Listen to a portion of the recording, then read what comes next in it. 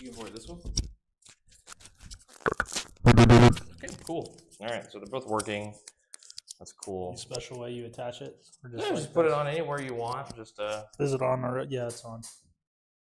I need to charge my phone now, so move my charger over. As Sadie's saying, today is all about her. We're going to be talking about Sadie. She's a good girl. She's super special. Just with really bad breath. Dude, Harry's breath is way worse. I don't know, I think he's got a dead tooth, and trying to find a vet here in Germany is a nightmare sometimes. Have you seen those treats that you can give your dogs that like freshen their breath? Yeah, I've seen stuff like that. I just don't know how safe they are. Not safe, but like a lot of the times my dogs just don't care about that stuff. They like Harry is he's not food oriented, if that makes sense. He's very like he's not motivated by food. That's what I mean to say. He's motivated by sleep. Yeah, he's motivated by sleep. No, I feel the same way. Make sure that's all good. Yep. Okay. I'm just sending the link to some people that wanted to watch. But like our boy Brian.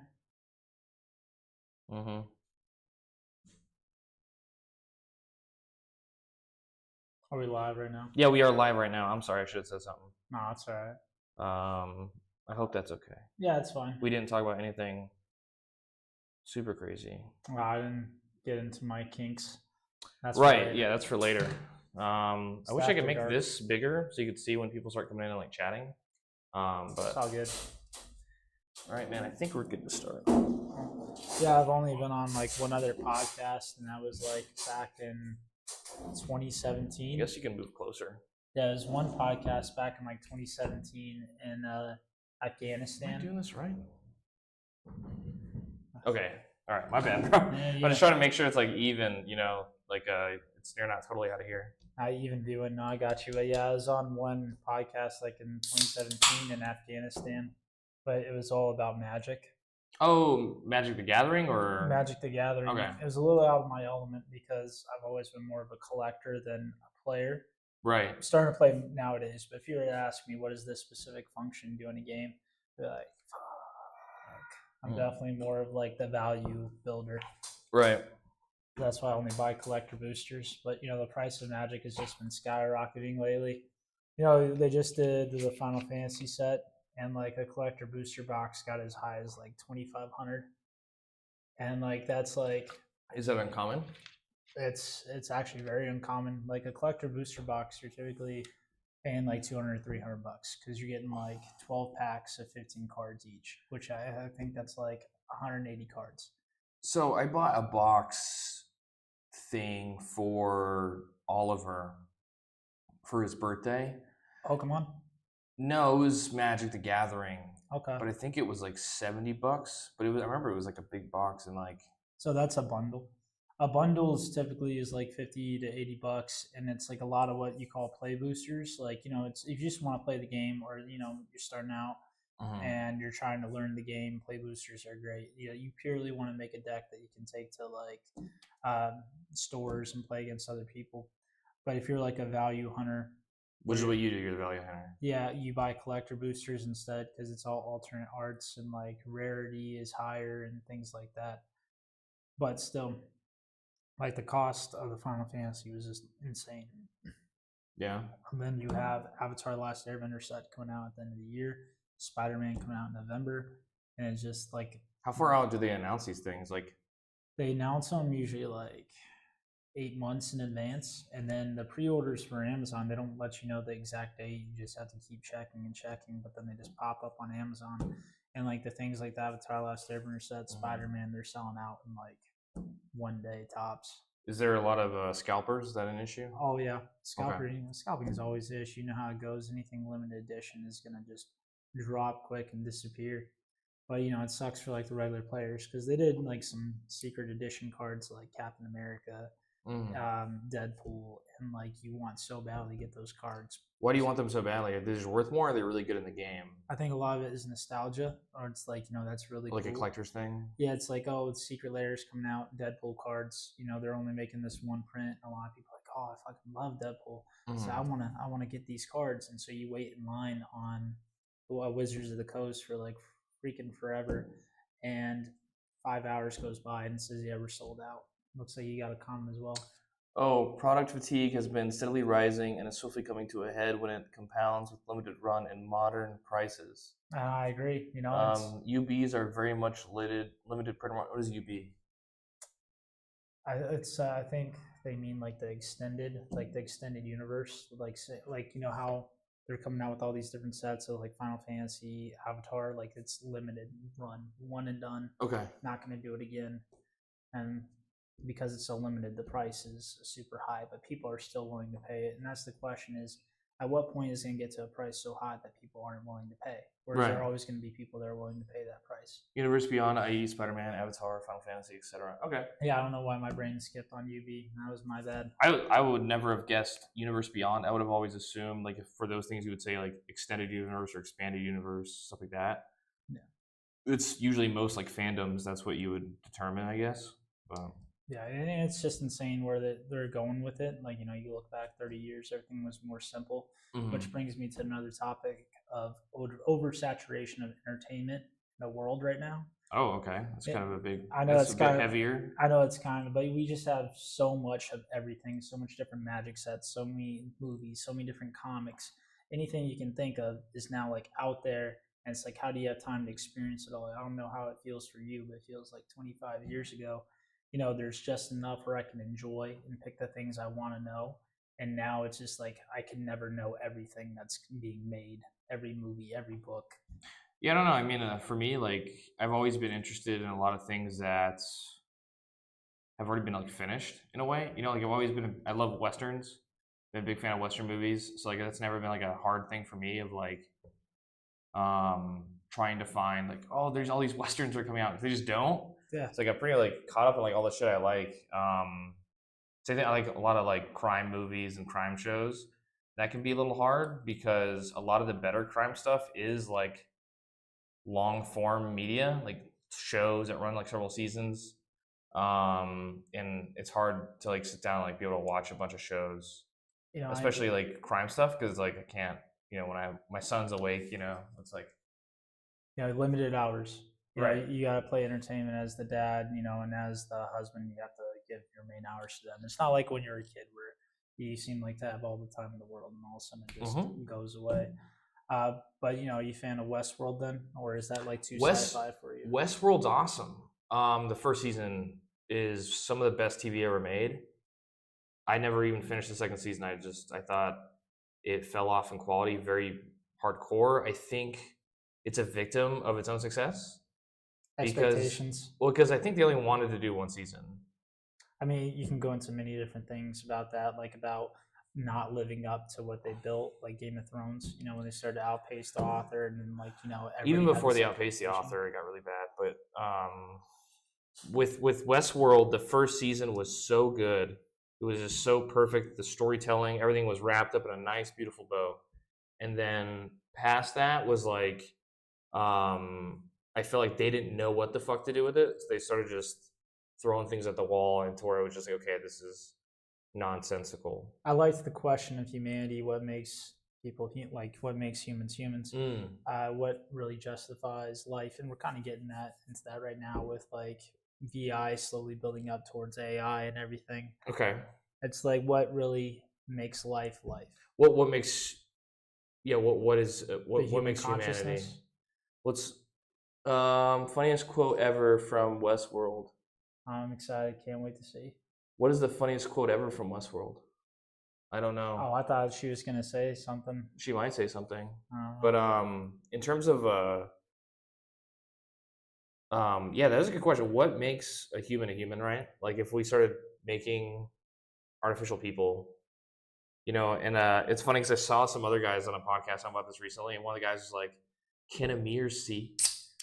You know, they're like, because you know, trying to argue about like at what point does a human, like, does a artificial consciousness become consciousness worth respecting or like valuing? And even if it does get to the point, are humans as we are born and like raised, are we going to recognize that potential even? Or if they do get to the point where consciousness is real for what they experience, are we going to label it as like second class consciousness, like kind of like yeah, you're artificial, you're not real. Can't share, it's not appropriate. No, share it. We're all adults here. Yeah, this is the share circle. Unless you just want to like start spamming slurs in the chat, then that wouldn't be cool. It'd be funny, but it wouldn't be cool. But yeah, it's like, would that be demeaning? Like, would we demean as like a people, as a society, this artificial intelligence that, you know, gets to the point where it has thoughts, opinions, feelings? I mean, what is a feeling besides a concentrated thought? Right, is this the where we're gonna start calling robots clankers and all that? And I mean, look at society today. I mean, over the slightest differences, we disagree. I think we need something like robots or aliens to unite, like united hatred. United. If we could be racists as a human society against one thing that isn't humanity, I think that'd be great. I think we'd solve the world's problems overnight. You know, I think if we got invaded by aliens, if they just wiped out 1 million people in like a day, and then we united over that, I think that would be fucking sick. You know, I mean, you kind of saw a little bit of that during COVID for a little bit. Majority, yeah, majority. You know, I think that was like the quietest traffic at that time because I had to go back to work after a couple of months. But how can you capture your own consciousness? Well, I don't know what you mean. Like, what do you think she means by that? Oh, she said something else. Unite the hate with aliens. Yeah. I think if we were all hatred for not even a minute, 37 seconds. I don't know. Yeah. If we had aliens for 37 seconds, I think we'd be super racist against them and be super sick. Or we'd try and fuck them. One or the Either two. way, I'd be excited. I think that's would be super dope. I think with aliens or robots or something, just if we as a society, I think Earth would be so much better. I don't care if it's fake. If there weren't fakes aliens and does like some false flag shit, I'd be okay with that. If we can just get rid of over a lot of this shit. Unity in COVID lasted 37 seconds. Oh, sure. Put it in hard drive format. Yeah, I think with COVID Unity did not last long at all because there became a lot of weird in America, at least. It became very politicized. I mean, everything's political, right? And never miss an opportunity. Yeah, with COVID was one where it was like so rapid in people's response that at the beginning, when it was all going down, I think there was a lot of really good questions that people had, but nobody cared to like look up the answers because it was. Well, go ahead. I just want to respond to the hard drive comment. First of all, if you're put my consciousness, it's going to be on a floppy disk, not a hard drive. Okay, it's not that much data up here that I retain. I thought you were making like a penis joke or something. No, like a floppy disk. Yeah, floppy. Now it's gonna be a hard drive, you know. Yeah, I see where you're going with Girl, that. you make my Microsoft. Yeah, this is what you do on weekends. Well, almost the weekend. You bring out all the kink thoughts. I just talk about penis as much as I can. Yeah, I respect that. You know, you gotta channel that homoeroticness. Yeah, into something. Get it out of your system. Yeah, we're in my basement right now, so this is where I feel safe. I hope you don't feel safe. That's my whole goal. I mean, I don't know what was in that drink you gave me upstairs, but I feel all right. I feel pretty good. Yeah, the Cosby special. But you know, going to like the COVID thing, it's you know, it was interesting because I actually was on a travel trip when COVID started in March 2020. I was in Ireland, and as everything was shutting down, I was in Ireland when everything was shutting down. I was there for 2 weeks, and it was just interesting to see it in that view.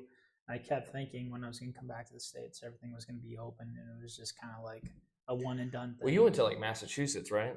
Well, that's where I was living. I was living in Massachusetts, but when I was in Ireland for my trip, I thought everything was going to be normal, so I stuck my trip out through COVID. But I was there for everything to get shut down when they shut down the last bars. I was in Belfast because all my flights out of Dublin got canceled, so I had to go up to UK, which was like the last country to shut down. And I managed to catch a flight out.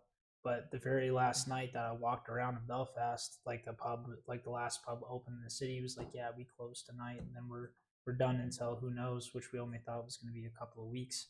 But how strange was it? It was kind of like entering an alternate universe when I got off the plane in Boston. Everything was like boarded up and shut down. And then Mm. I would drove home to New Hampshire where I had my apartment, and everyone would, like all the New Hampshire people, it's kind of like the country of the North. They're like, oh, this is just a hoax. Yeah. Our government wants to control us. They want to see what they can get away with. I'm like, Mm. kind of just saw another country get shut down. So this is just kind of amusing. Yeah, I was in Korea and I just worked through the whole pandemic. I just honestly before pandemic and during it was just there was like no difference for me because I was just working so damn much. Like it was just nothing changed, you know. Because I mean, I was working with Patriot missiles, Mm.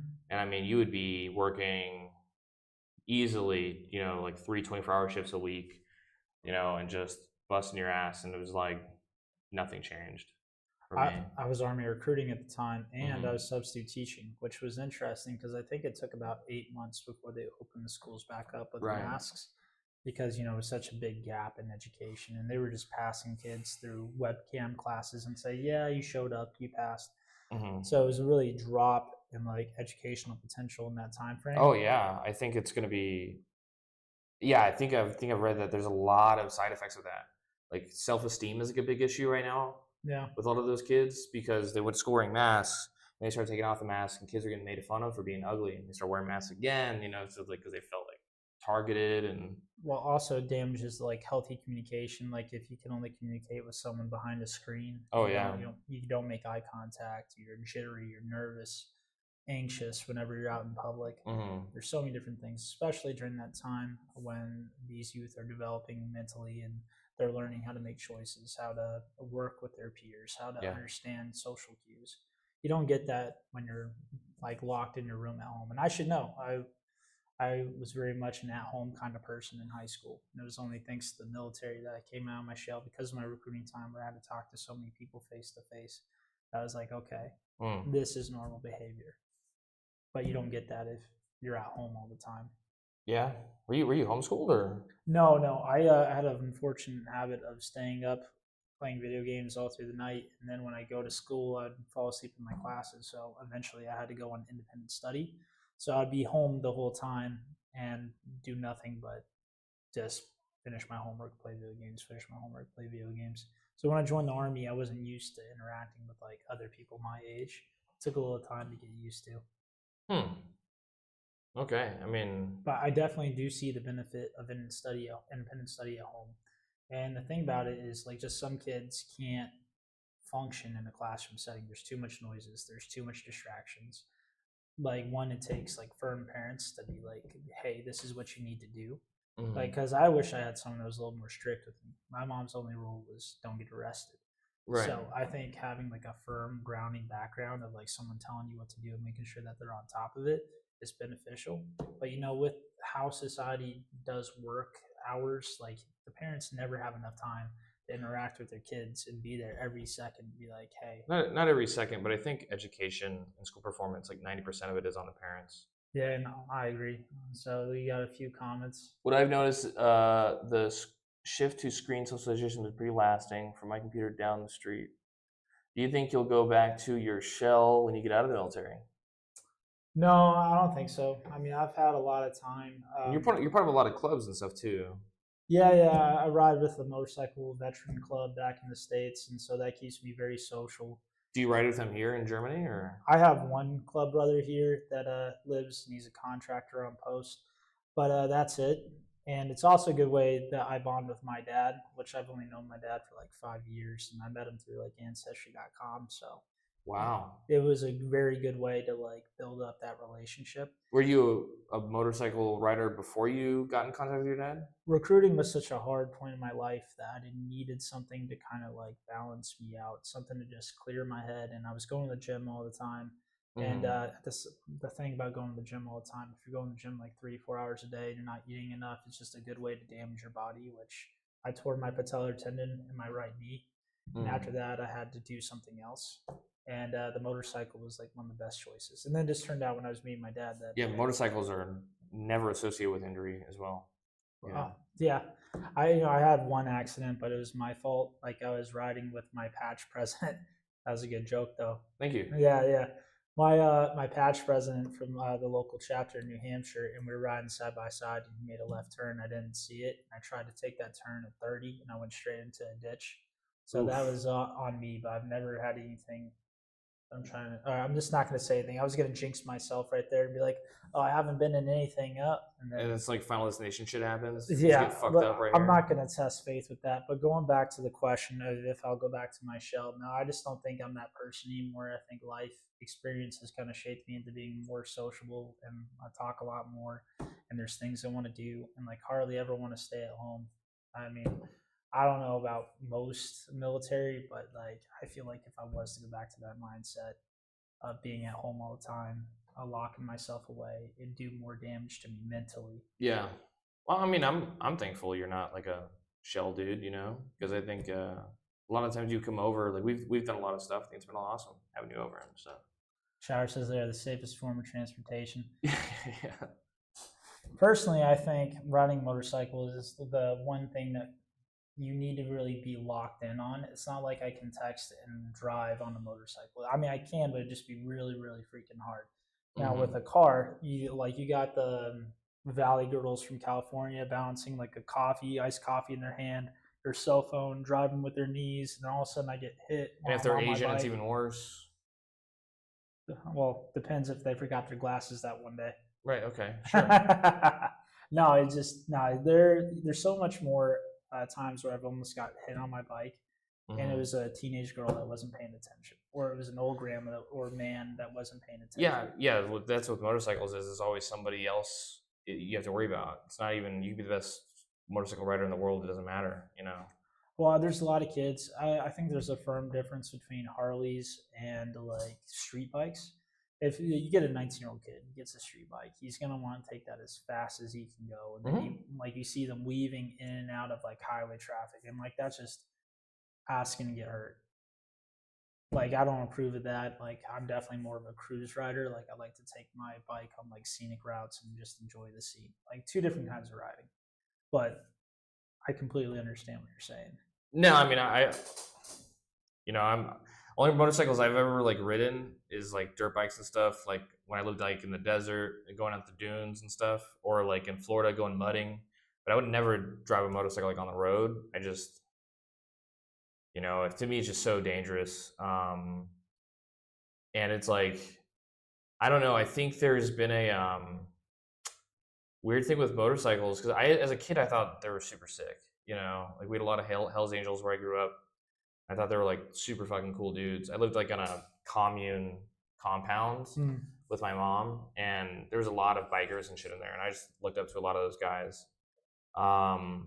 But I think after like shows like Sons of Anarchy and the Mayans or whatever they're called, it's like it's become a lot, and as like the internet's come out, a lot of the weird shit about motorcycle clubs has like come out, where it's like a lot of the smoke screen is gone because you have people like the Breed or like the Mongols, the Banditos, Pagans, the pagans, the warlocks. Like there's a lot of fucked up shit these guys do get up to, and that it's not.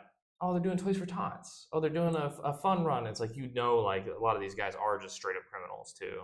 I think of a great show or a great movie that really highlights that transition is The Bike Riders with Austin Butler. I thought that was. Is that the one with I love that movie. That's a new one, right? Yeah, it's a little bit new. It came out in like the last 2 years. With Tom Hardy. I thought that was a really good film. And like it's kind of that slippery slope of this leads to this, but also you have to understand, like you got to understand what the organization is about when you go into that organization. Like what are you looking to get out of it as a person, and what are you willing to put back into it? Now I'll talk about my club, U.S. Military Vets MC. Not only like it's in our like tenants, like hey, we're trying to set a positive example of veterans as well as motorcycle riders, and we're trying to get back to the community. So we work with veterans. We help veterans get back on their feet. We do charity runs, poker runs. We donate the money back to people that need it, especially if they're military affiliated. Right. And like I think doing those kind of things puts more of a positive light on it. Now, yeah, it definitely does. Because like there was like a big. My understanding is like after Vietnam, there was like a big shift between like a lot of those guys looking for some sort of community and brotherhood, and then a lot of those guys were seen as outlaws, and then started getting more involved in crime. Talking about Vietnam. Yeah, well, that's what I said. But Yeah, if you weren't so busy reading the chat, Well, yeah, I mean, so you got a popular chat going right now.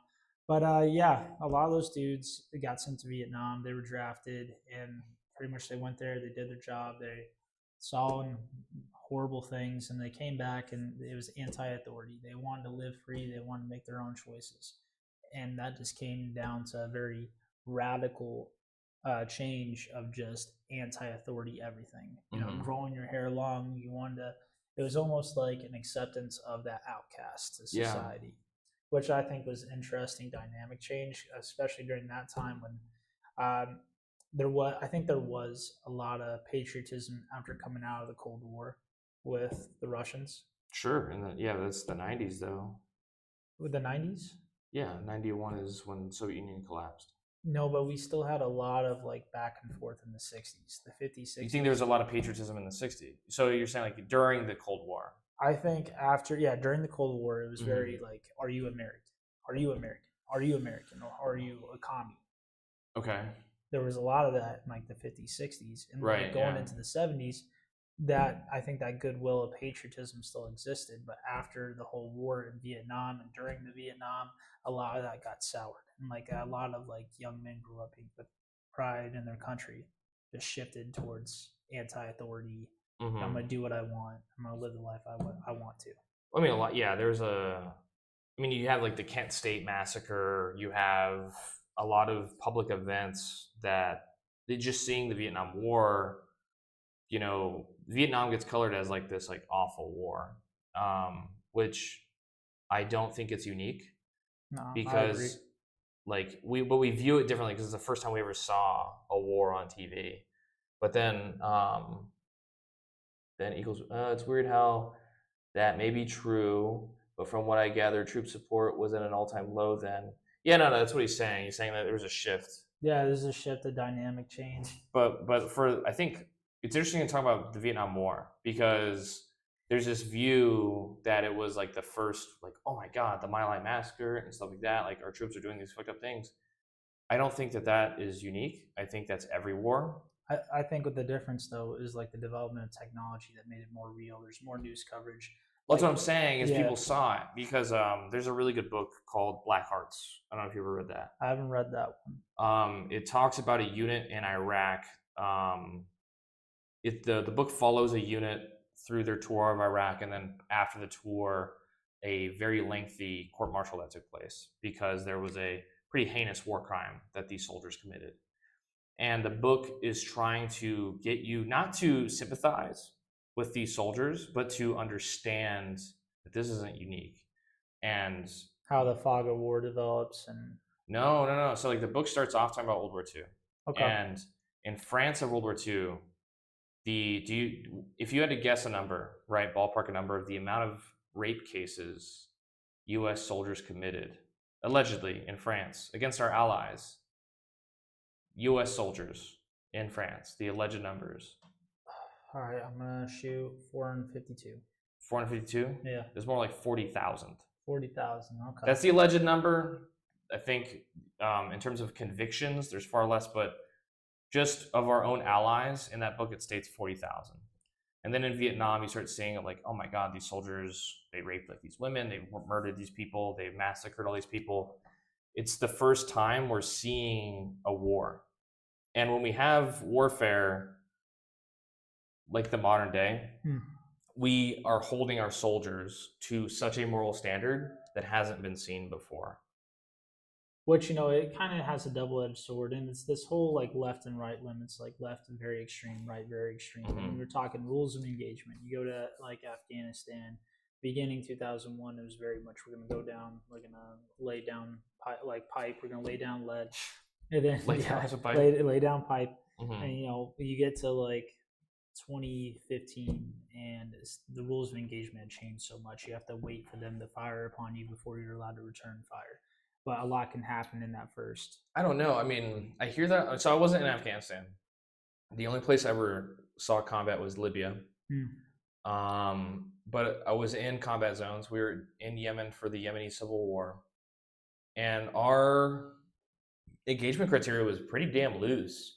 Our rules of engagement in those areas, in countries that we weren't even technically at war with, was just hostile intent. Like if someone seems that they have hostile intent, you can shoot them. I see. I'm a comms guy. I was mainly on the post at Camp Vance and Bagram, but it was always like stated, that you will not shoot unless you are fired upon. And like, I think you had so many cases of like even at well, so like even in shot. Iraq and Mosul, we were told, hey, if a motherfucker has intent and has a gun, put him down. See, this is such a good example of how the Army experience is different for each individual. Well, this is in the Marine Corps as well. Oh, okay. Back when you're doing real men's work.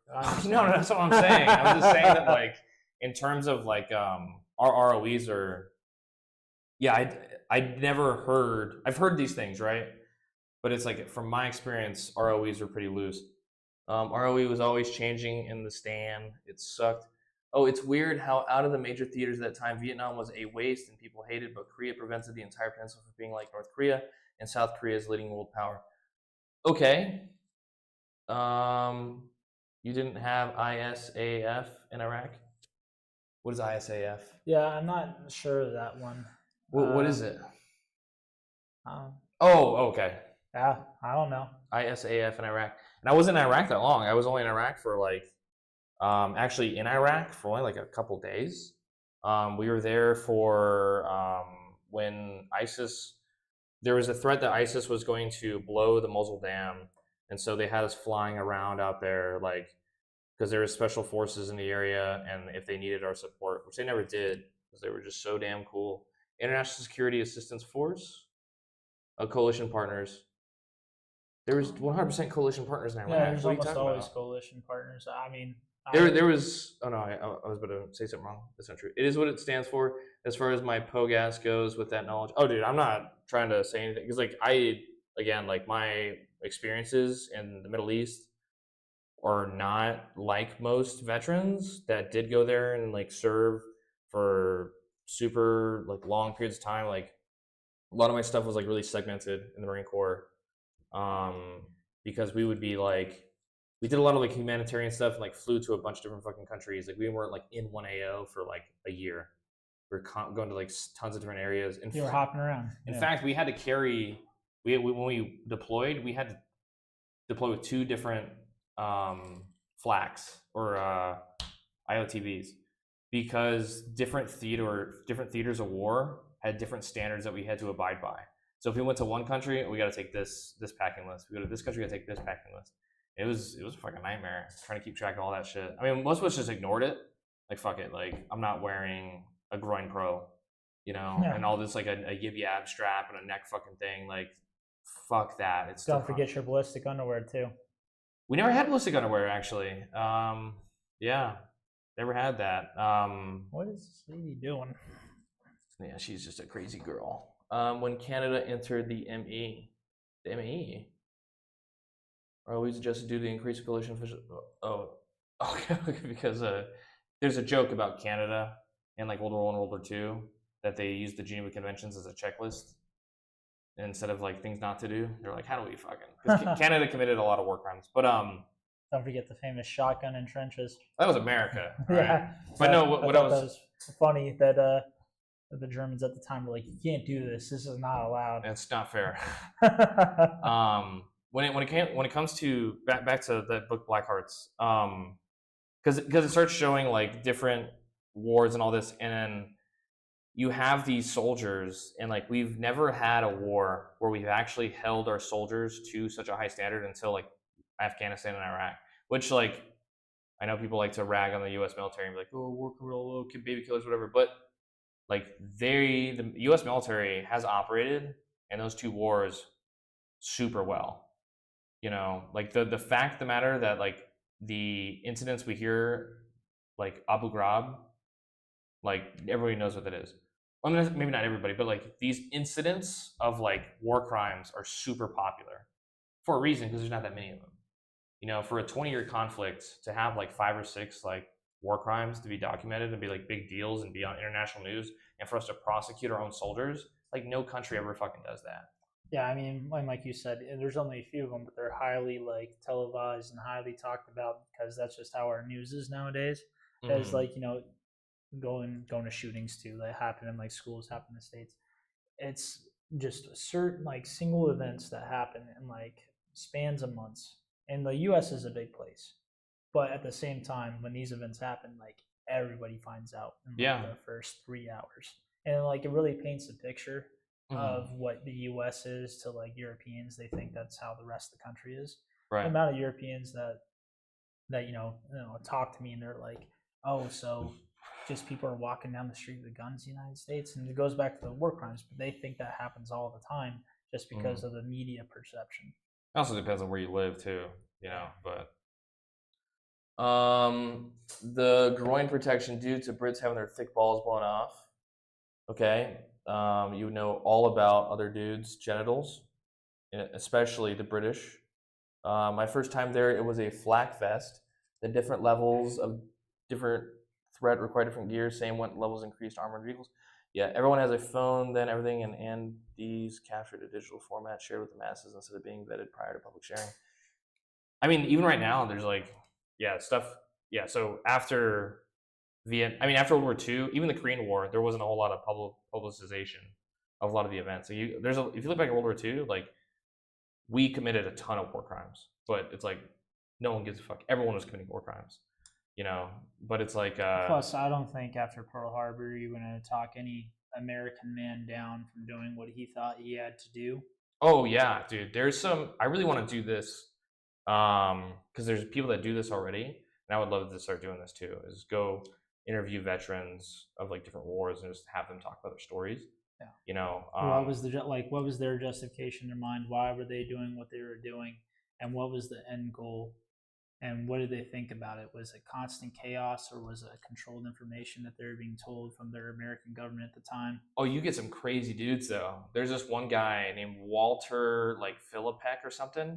This dude, he's like, yeah, well, I love to kill them Japs. Like he's like, yeah, he like grew up as a coal miner in Virginia, and then like after Pearl Harbor, I was like, I'm gonna kill some of them goops. Then he like fucking flies over there, and he's like sitting there talking about like, my company commander gave me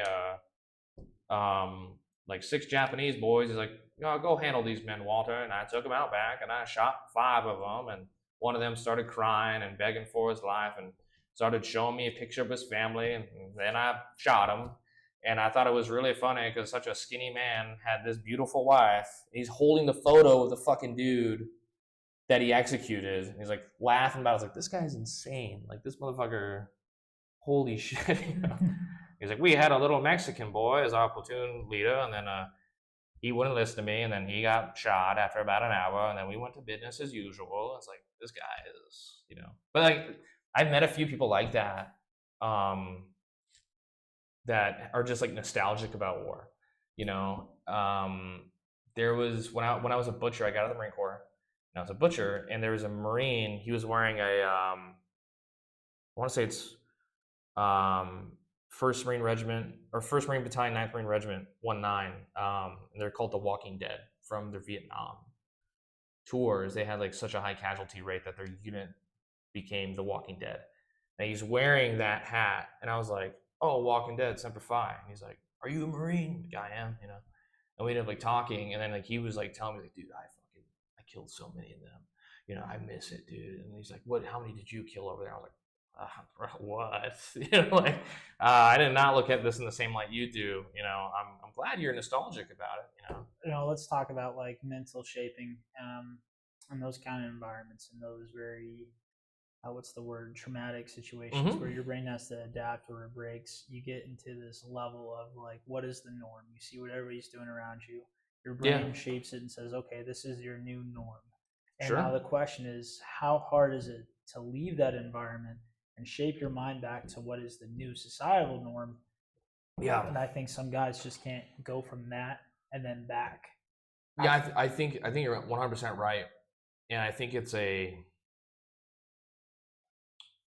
got in a conversation about this recently of racism in war. I think is a necessary component. You're talking about like devaluing who you have to kill in order to make it easier. Yeah, maybe not racism in particular, but like dehumanizing, or like you have to be convinced that what you are doing is 100% in the right, even if it isn't, because you can't fight a war morally like that. No, yes, I'm No. just reading. So when it comes to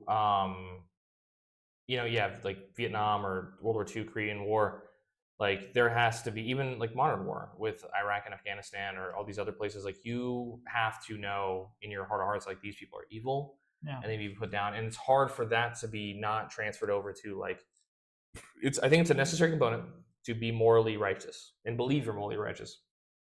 Now, it's very easy for that to bleed over into racism, into xenophobia, and it's hard for me sometimes, and I know that like there's things that I know about me personally that it's like I feel very uncomfortable around certain people, certain types of people, and it's like I've had to be like, okay, like how much of that is just because like Past experiences, past what you've heard, what I've seen, what I've heard, and for me, it's like okay, I know that's wrong, but it's like I can't help like like immediate like um some sort of like anxiety, interacting with certain people or certain militaries to be like, what the fuck, even like our national like nation allies, like when we would serve with like the Jordanians, even then it was like I did not trust a single one of yeah, them. and you're thinking that they have ulterior motives. I get that about other people. And it wasn't right. It wasn't right at all because a lot of these guys are great,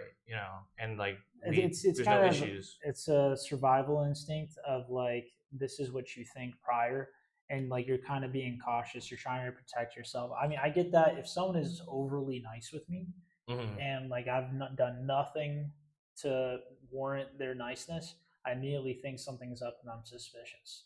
And it's, Sure. so I mean, even if they are quiet and they're not talking to you, the Jordanians, whatever military, and you're suspicious of them, and maybe they're suspicious of you, even if they were overly nice, 100% nicest guy, held the door open for me, gave me like his last like piece of bread or something, I'd still be a Mm-hmm. little bit suspicious because like their lifestyle is new to me. It's not even that. I mean, like just like um unfortunately group people that like are practitioners of Islam like all being the same, and like seeing a lot of the radical groups within Islam, and like if that's all you're exposed to, it's very easy to me, it was very easy to like have just like these horrible views. Well, you look back at World War II, what we did to the American Japanese that were Yeah, here. 100%. Yeah. I put them in camps until the end of the war. Well, Yeah. what I'm saying is like it's a like I said, it's a necessary component of like feeling righteous, but there is like that is like dangerous when that bleeds over into civil life or into like back home into racism and stuff, which we did see with the Japanese, which we do see now in some areas, which we did see after September 11th. There was like people murdering Sikhs in New York because they thought they were Muslims. And the question is like, how do you snap yourself back? Like, how do you recognize that you're going down a hill, and how do you pull yourself back? I And don't like, know. and this is like a great topic. Me and Troy talked about it prior. Like, one of the things that could talk about is like counterterrorism because that's what I have my degree in Mm-hmm. my studies, and it's all about a lot of it's about preventing radicalization. Okay. You identify what the target market is for these different groups that have a war or a mission against the United States. What kind of people are they targeting? They're targeting the mentally disabled. They're targeting people that are anti-social. They're targeting people that may not have all the what's the word advantages that Or like support networks. that born Americans in the States have. So they target those people, Mm-hmm. and the best, like, how can we prevent their radicalization? If we catch them like midway towards that point of going down that hill, is it already too late, or is it possible to pull them back? And like, how do we? How does someone as an individual that recognizes that they're doing something bad, how do they pull themselves back? Or is it already too much? Like, have they already gone down that rabbit hole? I don't think anyone's an island. I think we're all super influenced by our environment, right? And by being on the internet, we've created artificial environments. And what we did see, and I'm curious what you think about this, because for a lot of the recruitment for groups like ISIS came from Europe, came from like people that grew up in the UK that were second or third generation immigrants that were college educated. You know, there was a high percentage, I think it was like 60% of their leadership was born and raised in Europe. And so I I'm curious as to why you maybe are why do you think that is, or have you heard that before? I haven't heard that particular. I mean, when you talk about like terrorists are not dumb. They have a lot of smart people. Like the ability to create bombs out of like clocks and wiring and fuses like that they get from like a laundry timer or whatever. Like that Mm-hmm. is a high level intelligence. And it makes sense that a lot of their guys are college educated. I mean, terrorists are doing training just like we're doing training. They have an exact goal in mind. They're going through rigorous training saying this is what you have to do to accomplish the objective. Sure. It makes sense that they invest for like funds in getting them educated. But No, you're no, no, talking no. about This is second. No, but I know this is like a split thought. It's right. a split thought before I jump to that. It Okay. makes Okay. sense that they'd invest funds in getting people educated. As far as like second, third generation, how do we know that it wasn't a long term plan of that? I mean, these different groups have been formed from different groups over and over and over again. Right. Like they fall apart, new ones merge, or they splinter off. Like how we know it wasn't like a long term investment of having these refugees move over and like kind of bore the seed. Like the seed's there, and eventually it's gonna flower once they've been settled. I think the argument against it, I would say, is because with ISIS, they were kind of unique in how fast they were created and how successful they were initially. I think that was what I would say. Like, it wasn't like a long term investment, you know, of like, if you want to say like the Al Qaeda or the Mujahideen or the Taliban, of having like an organization that's existed for 30, 40 years that's had time to like plan these sort of things out, that long game. Whereas ISIS was like, it was like a, you know, flash fire. It was just like that, you know, they just became a force. So, and I agree with that. But the second thing that I would say is, like you said, why do I think these second and third generations are moving to Europe and that they're being radicalized? Mm-hmm. Is it not possible that this current generation, their generation, is looking for something to be bigger than themselves? And I think, yeah, I've known people that were American, right? That are American that have talked to me because I was in the military when I got out of the Marine Corps. People that I knew in college that were saying they wanted to go to move to Israel to fight for the IDF because they felt like they just wanted to be a part of like some sort of thing, you know. I remember when I was 18, and like obviously it's different for them when they're And they weren't even Jewish, like, yeah. but yeah, sorry. But it's you go back to these terrorists that are getting radicalized in UK, Europe, whatever. It's like they want something to be bigger, be part of. And when you're in those like 18 to 19-year-old ages and you're trying to find out who you are as a person, you're looking at everything and anything. You're seeing what sticks. I remember when I was 18, I was looking at like Peace Corps. I was looking at like the Army. I was looking at anything that I could go out and do that would just get me on a track where I can go off and do something with my life. And I imagine a part of it is like them, like that for them. But I mean, you grow up disconnected from your past. If you're second, third generation, you have no idea of what the homeland was like that your folks came from or your grandparents came from. Yeah, it's becoming like a disconnect from identity. Or what is it, like rose tinted goggles, you know? Yeah. You're looking back like grass greener on the other side. And you think about it, like you listen to these stories of their homeland that they missed, but they left for one reason or another, whether it was war, disease. They wanted a better life, they wanted new jobs, but they don't have that understanding of the negative things. And so the parents, the grandparents, when you're thinking about your childhood home, wherever it was, you're like, oh, these are the really good things I loved about that place. This is the place I used to always go for pizza. I used to walk to the store, no problems. I'd get my favorite drinks. I'd hang out inside. I'd play basketball. You're always really nostalgic about the good things, but you're never thinking about the bad. Of course, yeah. And maybe they grow up listening to these stories, and then like you have someone on the internet that's like, hey, if you want a more distinct connection to culture, me and my friends are having kind of like an appreciation night for our culture. You should come by. And that's like the initial step. They make you feel part of the group. They make you feel like you belong. They make you feel important. They shower you with attention. They say good job. You know a lot. Like they really lay it on thick, and eventually they pull back a curtain. Like, hey, do you mind just going out to this one place and just scouting it out for a couple hours and just like, yeah, just take a couple of pictures. It's no big thing. We just kind of want to get some reference pictures for an article reading. And then they're like, hey, yeah, you pretty much just did recon for us for a possible bomb site. But because you did the recon and took the pictures, you're already liable to face punishment. So you need to move on to the next step. Mm-hmm. Or, the authorities can receive anonymous tip. Then your parents can be in trouble. Oh, your parents are illegal immigrants? Well, it'd be a shame if they got deported. You should do this. Right. And it's like they say, hey, I know your name. I'm going to turn you in. No, I never gave you my real name. So there's easy traps that people can fall to. And then I don't know if you ever watched Black Mirror. It's funny you bring that up because Tiana, when she was on yesterday, she brought up Black Mirror, but I want to read through the chat. It's from learned experience from being in combat or hostile environments. That's why you have spicy senses. Your spicy senses are in high gear. It was from the fear of the unknown.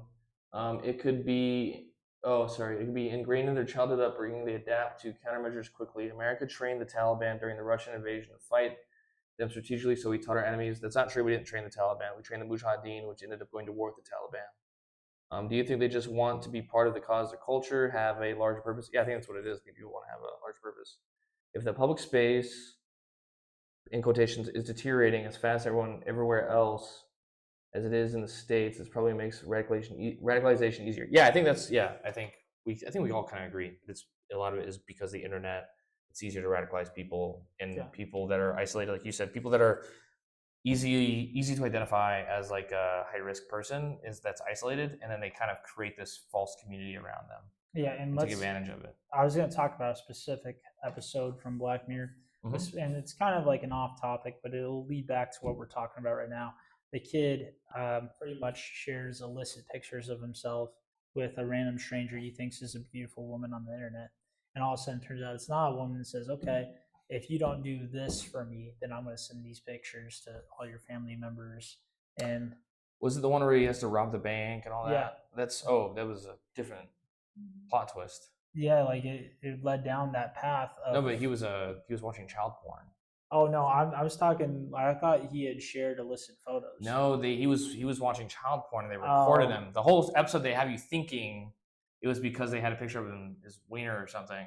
But then at the end of it, the episode, you find out he was actually like. Oh, so I didn't watch that part. I watched the initial part. But you missed the whole fucking twist. Hey, sexploitation is a real big thing, though, and that's another way that people can get you. They say if you don't send $2,000, we're going to send this to all your family members. Right. I've had multiple. It's happened to multiple of my soldiers. Actually, it's funny that you say that. Yeah, it's a very big scam that's going on right now. Mm-hmm. But that leads down that part is like they get you to do one bad thing, and that leads down to a trail of just bad thing after bad thing. And that's another way that people get radicalized. Also, I think there's certain identification markers that they look for, like I said, very antisocial chat rooms. Omegle, I could see as being one too. Discord. Yeah, Discord, which I use a lot.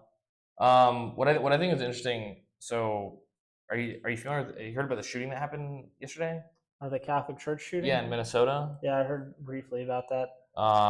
Yeah, it's always like it becomes like some sort of arms race on the internet to like determine what their motives are, and then if we can wield this against our enemies. Yeah. It's like, was this some white kid from Missouri that's racist? Mm-hmm. Was this? Yeah, it's like with this person being allegedly trans. It's immediately like it's like a justification of your bad behaviors towards the other group of people. Yeah. But again, we went back to how a few events get spotlighted. It's just a few events, but we wield that to say that the vast majority are bad. It's like one bad apple in the bunch spoils the rest. Sure. That's obviously not the case, but that's how hate crimes happen. That's how this division happens. Mm-hmm. And there's so many different divisions that we argue over. I remember politics is a big one. Gender identity is a big one. Do you believe in gender identity? You believe in this major? It's all another division. Mm-hmm. When really those kind of things just don't fucking matter. Like you live your life, you enjoy your life. Yeah. As long as no one's like not selling to you or yelling slurs at you in the street, like you can go on with your life and be all right. Yeah. And I mean, so it's funny. So like talking about the internet and like radicalization and politics, and I remember getting out of the Marine Corps and feeling very like I love America. I'm a huge patriot. And okay, well, it's weird that mass shooting coverage is super up compared to how all violent crime is a long-standing downward trend.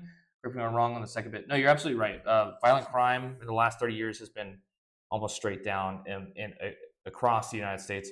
There's certain cities where that's not the case. Oh, like Chicago. I think Chicago has gone down, but no, Chicago I think got busted a couple of years ago for falsifying their arrest records. Oh, really? Yeah, and then like there was a whole in. Well, it's based off of. I'm talking about not like local police. I'm talking about the FBI crime statistics Oh, okay. In terms of like convictions. Yeah. And in certain cities, I know Baltimore was one of the few ones where it's actually gone up. And it's like, oh shit, Baltimore. Have you ever been to Baltimore? No, I haven't. No, it makes sense. Does it? Because I was talking to a woman that was from Baltimore, and she was like, oh yeah, it's gone bad. I'm like, oh, it's probably better than it used to be. She's like, no. I looked it up. I was like, oh, she's right. Like I was totally wrong. There's only one thing I really liked about Baltimore, and that was that they have a brewery in an old church. And it's called the Ministry of Brewing. It's pretty cool. Probably one of the coolest breweries I ever went to. But as far as like Baltimore in itself, it was all right. Well, no. So what I want to get back to, I'm talking about like huge patriot and stuff on the internet, and I felt, for me, like getting out of the Marine Corps, getting out of the infantry to just go to college was like really, it was like whiplash, you know, of only cities with strict gun laws have violence. The cities can save themselves. They just abolished the gun laws. Oh, I mean, we will talk about gun control in a bit, but I want to get to this point. I got you. Of like what I saw myself and saw others around me get radicalized. Because when I got out of the Marine Corps, I was like, you know, this really sucks.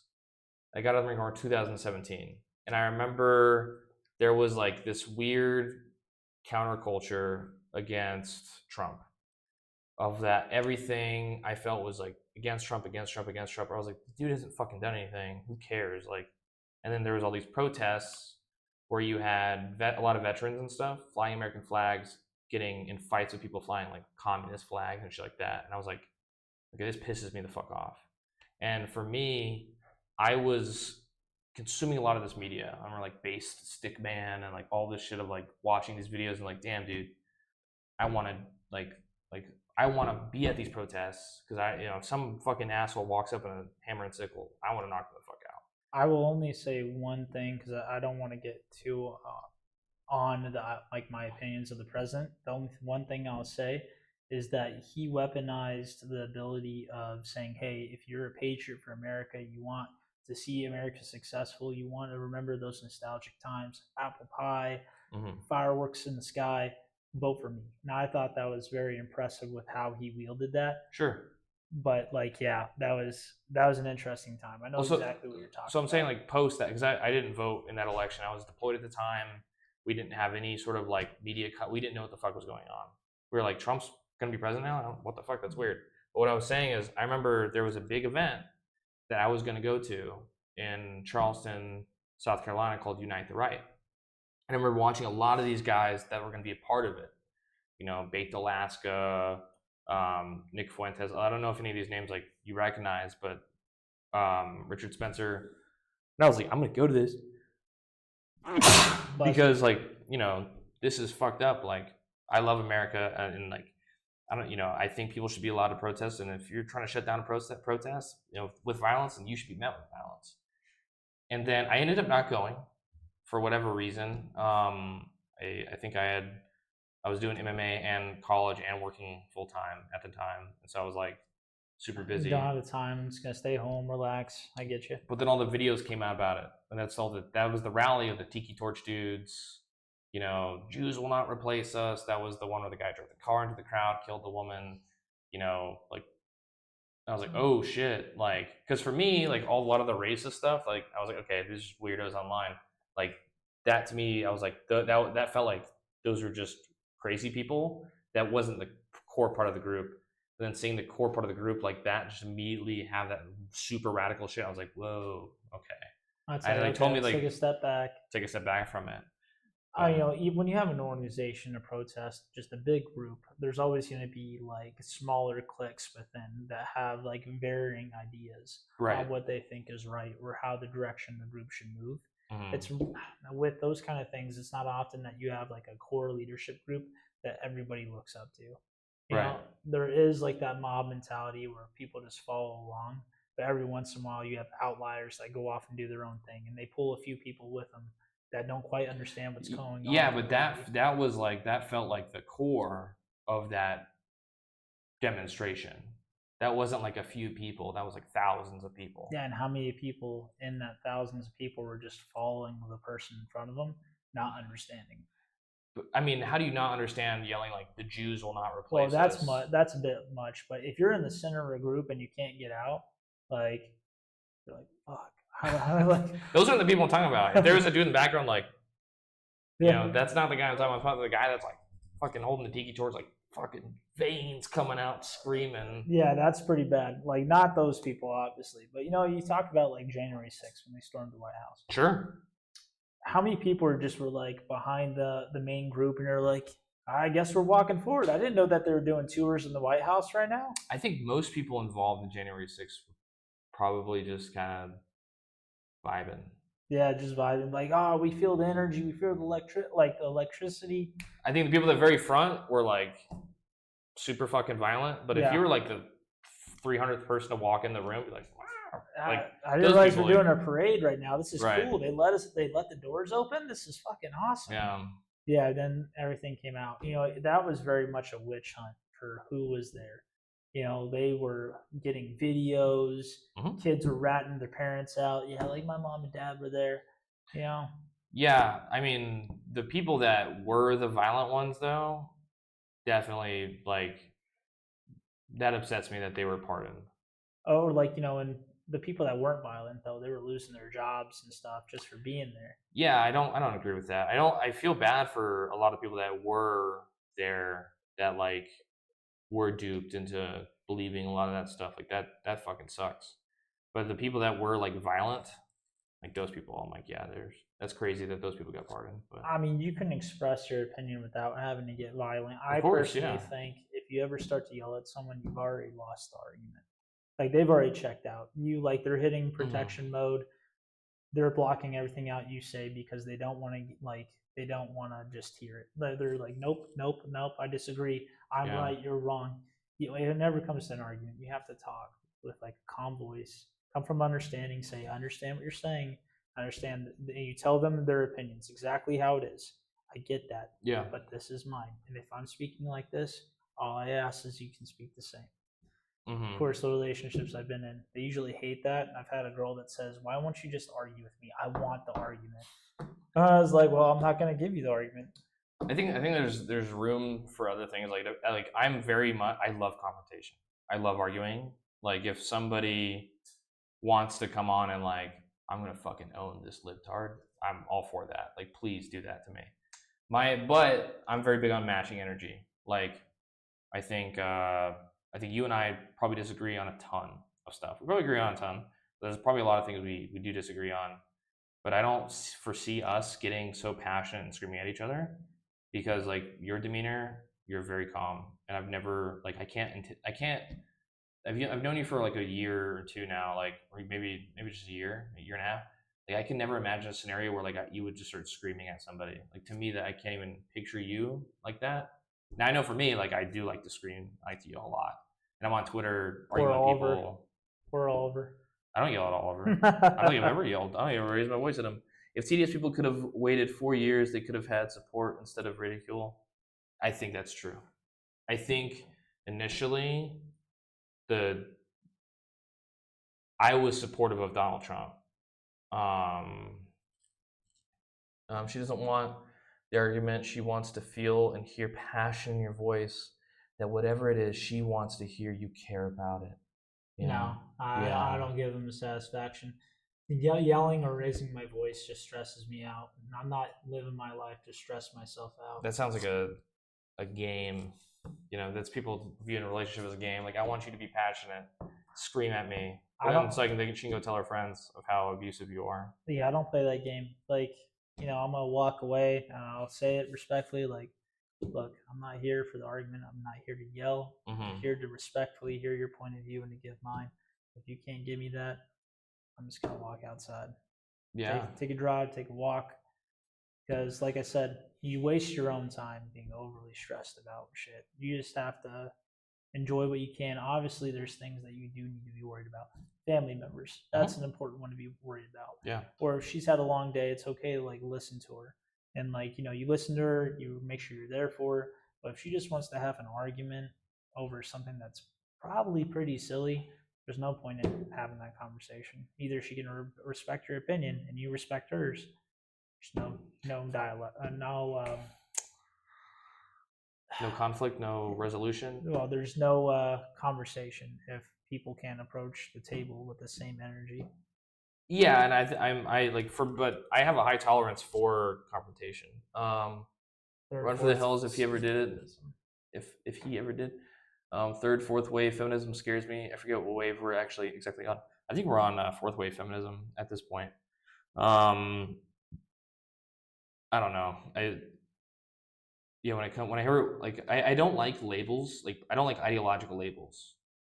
I feel like they're inhuman. So yeah, I kind of just got an idea. So imagine you have a group of feminism, like feminists, like women, just women, and one of them just suddenly says, "You know what? I identify as a man now." Then all the other women are to go, "You ain't shit," because it got to the point where they hated all men.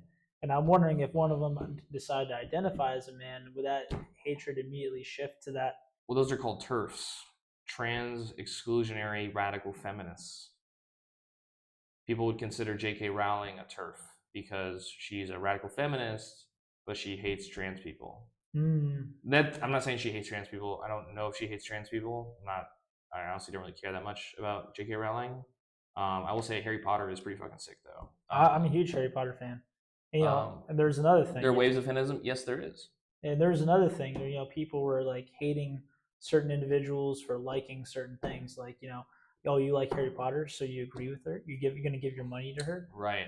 I'm like, look, that was my childhood. I'm nostalgic about it. I'm gonna watch the books. You're gonna watch the books. Yeah, I'm gonna watch the books. See what they do. Watch the movies, read the books. I'm going to buy the Harry Potter ones. I'm gonna go to the Harry Potter studio because it makes me happy. And I don't got to justify. Well, art's being separate from the artist is like key. I think women should be able to vote. Good. Oh, and I think second is like they should have equal rights. There should be now no you're difference. going too far. Oh, equal to men. Now you're going too far. Third wave feminism is that there is like zero differences between or that there is a lot of there's a lot of disparity in men and women, like different outcomes in our environment, and those should be shifted. I think that's third wave feminism, and I'm trying to say it in the best light possible. I'm not trying to be pedantic or anything. But I think the fourth wave became men ain't shit. I don't know. I think that it's very It's very easy with groups. So it's not. Sorry, we're playing footsie right now. Oh yeah. There's some action happening underneath the table. You can't see it. Yeah, we're both our hairy legs. It's hard for us to pull away because it's like Velcro down here. But anyway, we're locked in. It's not enough to be pro Xbox. You have to hate PlayStation players. Oh yeah. That mindset. And I think it just bleeds into a lot of stuff where it's like, what are you doing to prove that you belong to this group? No. It's how much do you hate this other group? Because like you have where it's like, okay, Black Lives Matter, where it's like a pretty good message. It's like, yeah, Black Lives Matter as well. Like, Black Lives Matter too. Like you would see what people believe. There's disparities in crime or in police actions against Black Americans, right? Yeah. What I'm just saying, people believe that, right? Yeah. But it's not enough to just acknowledge that. It very quickly turns into being anti-police or being anti-white people. I'm not saying the whole group is like that, but it's very easy for people within that group to then adopt those ideas. And then on the other side to just counterculture. You had Police Lives Matter, you had All Lives Matter, and Blue Lives Matter. Yeah, it was very much a pushback. But it's such a sad thing. Is like all that stuff led to like just mass quits from law enforcement, highway Yeah. patrol, because you're not getting paid that much as a police officer. You only really start to make money as like a detective or Even like then. specialized. Even then, it's not that much. But back during this time, I was doing my research project for my bachelor's in counterterrorism before I moved on to my master's program, and it was a comparison of hiring rates and lowering Like, standards. subscribe, share, follow, all that stuff. Yeah, it was a comparison of like hiring standards as well as like hiring rate. They used to, get like a few really solid applicants out of like a group of 20, and now it's like practically no solid applicants out of a group of like 10. I remember my wife was more in favor of me going into the infantry than becoming a cop, because I wanted to become a cop I at a did certain too. point. When I got out of the Marine Corps, I was like, I want to be a cop. I want to like give to my community and be a civil servant. And I think that like I have a pretty solid foundation of who I am as a person. Why can't we just appreciate all lives? Because then they don't think that you care about their Man, quality specific community. subject, and becomes a huge like pain in the ass conversation. But going back to what you're saying, no, I understand. I think it's a natural transition after you do the military for 3 to 5 years, and like you don't know what you really want to do, to go into some kind of law enforcement security, because it's something that it's familiar, provides structure, right place, right time, right uniform, and you can just evolve into that. But with all these things that have been happening, the retention rate for police officers is just fucking terrible. The amount of like scandals that happen, like police officers are scared to do their job, they're scared to pull their weapon, they're scared to fire their weapon because they don't want to be the next like subject on TV. But Sure. because of those lowering like hiring rates and retention rates, they have to lower the standards to get people in.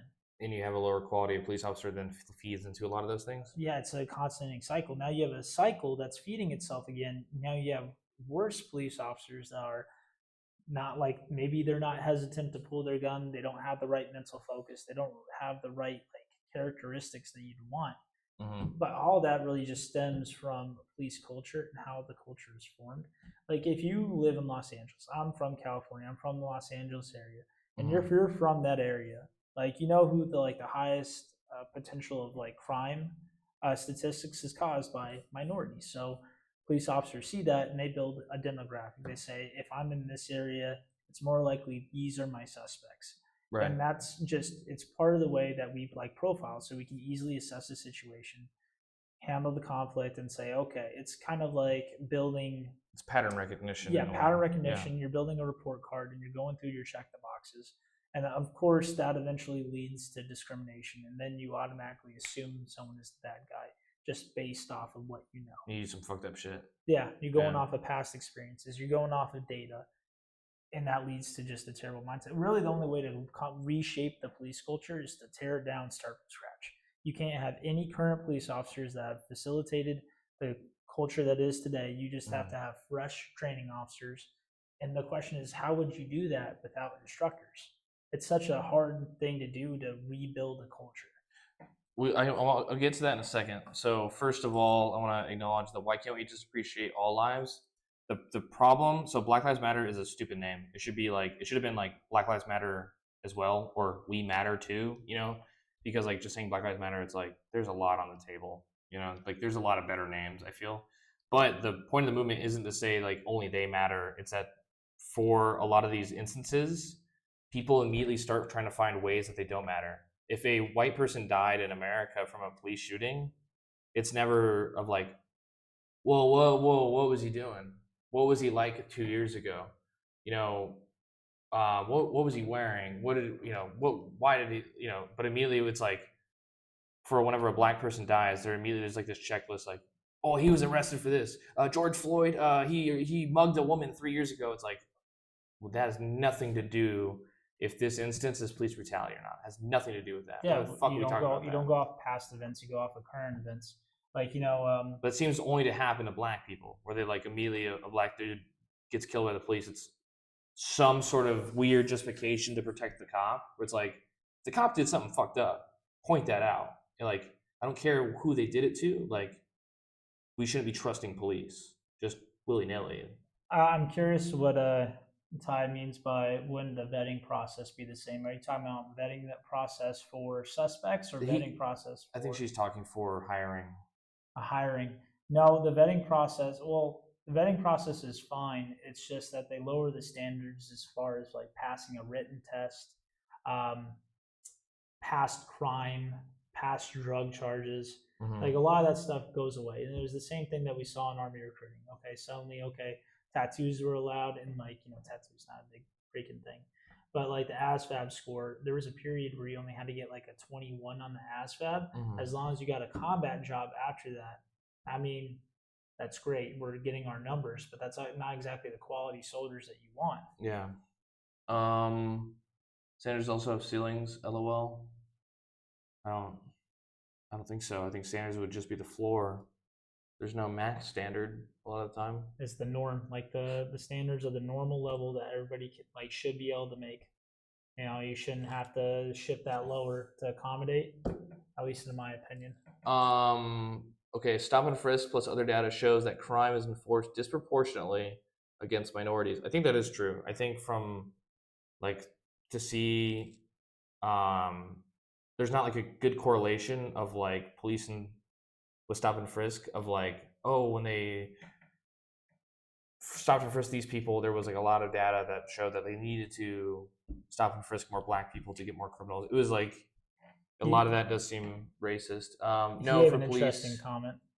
you can be too smart to be a cop. I don't think so. I think I think the only way that I could possibly see that if you're one of those people that just stops and thinks and thinks and thinks and you're not like a man of action, but that's more of a personality trait or characteristic that has nothing to do with intelligence. but I think that then but there's other roles in law enforcement. They could be like a detective or whatever. Hell yeah, white monsters. That's what we do. White monsters and white boys. Well, I would say I'm a white monster right now. You know, I'm a white monster drinking white monster. You know, I have two of them, but they will always create a third. You know, like these two monsters got together and created this baby. Okay. This is a legal ruling that you. There's a legal ruling saying you can be too smart to be a police officer. I don't believe that. I feel like that's. Where is your documentation, sir? I would say for legal ruling. I'm trying to think of like where that would even come from. But he's been playing too much Magic the Gathering. Oliver has. If I mean, I could be wrong. I would be if that's a legal ruling. That's a stupid ruling. I think that you can have intelligent police officers. Jordan v. New London. Show us the Fritz FRTs. I don't know. Can you name it on my phone? Yeah. I want to see. I'm gonna look this up real quick. Oh, yeah, and if it's wrong, we're gonna make fun of Oliver. Yeah, we're gonna make fun of you, Oliver. Call you a little bitch. I'm just kidding. I'm just kidding. Oh, I did bring some of that wine for you too. It's in my car. Okay. So I didn't forget. You don't have to give it to me. Oh, I brought it for you. I brought this much. Not enough for you to get fucked up on, but enough for you to try it. Okay. A love story. Sorry. Okay, so I'm gonna look this up real quick. Jordan v. New London. Okay. Thank you. I mean, yeah, that's what I think, anyways. That you have to just get rid of people's experiences being able to shape yours, and like that's really hard to do, especially in like an organization that's long been established, such as the police. You can't just wipe away all that training, and there has to be someone to build the starting structure, and you can't do that with new people. So it's really hard to ever like get a cultural shift or a change. It has to be a very extreme event that causes some big kind of dynamic turnaround, which George Floyd kind of was a dynamic turnaround, as it resulted in so many police officers being fired or being let go or just quitting due to like public expectations or public judgment. But that was just a really weird time as well, because I remember, I think it was in Oregon, in Portland, where they took over, like a lot of protesters took over like city blocks, and they turned it into like a makeshift shanty town, and it was all about like Black Lives Matter, and it was all about against police and stuff. and there was like so many reports of like crime happening. And I think there was this one story, I believe, where this woman's laptop went missing, and she was like part of the protesting group, and she went to like the leaders to say, "Hey, someone took my laptop," and they just looked at her, and like this was a white woman whose laptop got stolen, and they're like, "Well, they probably needed it more than you," and that was it. Okay. So the abstract for this Jordan versus the City of New London. It yeah. Just from like a cursory look at the abstract, what they're saying is that they are suggesting that some departments across the United States are having difficulty recruiting officers to fill vacant positions, despite their efforts to find and create better police officers. But in this case in Connecticut, a police applicant was denied employment due to scoring too high on the cognitive ability portion of his written application test. And I'm curious to read this test. Like, what is their reasoning? Because if it is like, oh, this guy's too smart. Like, again, that's not a legal ruling. It just says that he's denied employment there, but he could probably apply to another place. It's not like the whole state's going to shut him down. Well, no, but I mean, like, if he was denied, like this guy's too smart, we can't have him. Like, then Oliver's right. Like, I think that would be pretty fucked up. We can't give Oliver a win. His ego will get too big. No, that's fine. I'll give him a win where a win. If I don't give him a win when he's won, then how can you believe anything I say? That's true. Let's see here. Damn, dude, this is so hard to fucking actually get through to read. Sounds like Army tech manuals or the No, I mean actually just getting it. It's just like, is it dry like reading? No, it's not dry. Oh. It's getting to actually be able to read the article. Oh, I got you. It's a author art. It's to actually read the article is like a fucking nightmare here. I'll tell you, I'd read more Army regulations if they started out with like, no shit, there I was. It's just a green text. Yeah, syrup on my titties. And now let's talk about the wear and appearance of the Army uniform. See, I'm engaged right off the get-go, and then goes into wear and appearance of the Army uniform, and then it jumps back. Perfect for like the ADHD mind of like two different stories going on at once. So, you gotta get your wine. You gotta go pick up. I'm going to Ireland tomorrow. So I can't, and this might be different because I can't actually get to read the actual ruling, and so this is the AI fucking summary of it.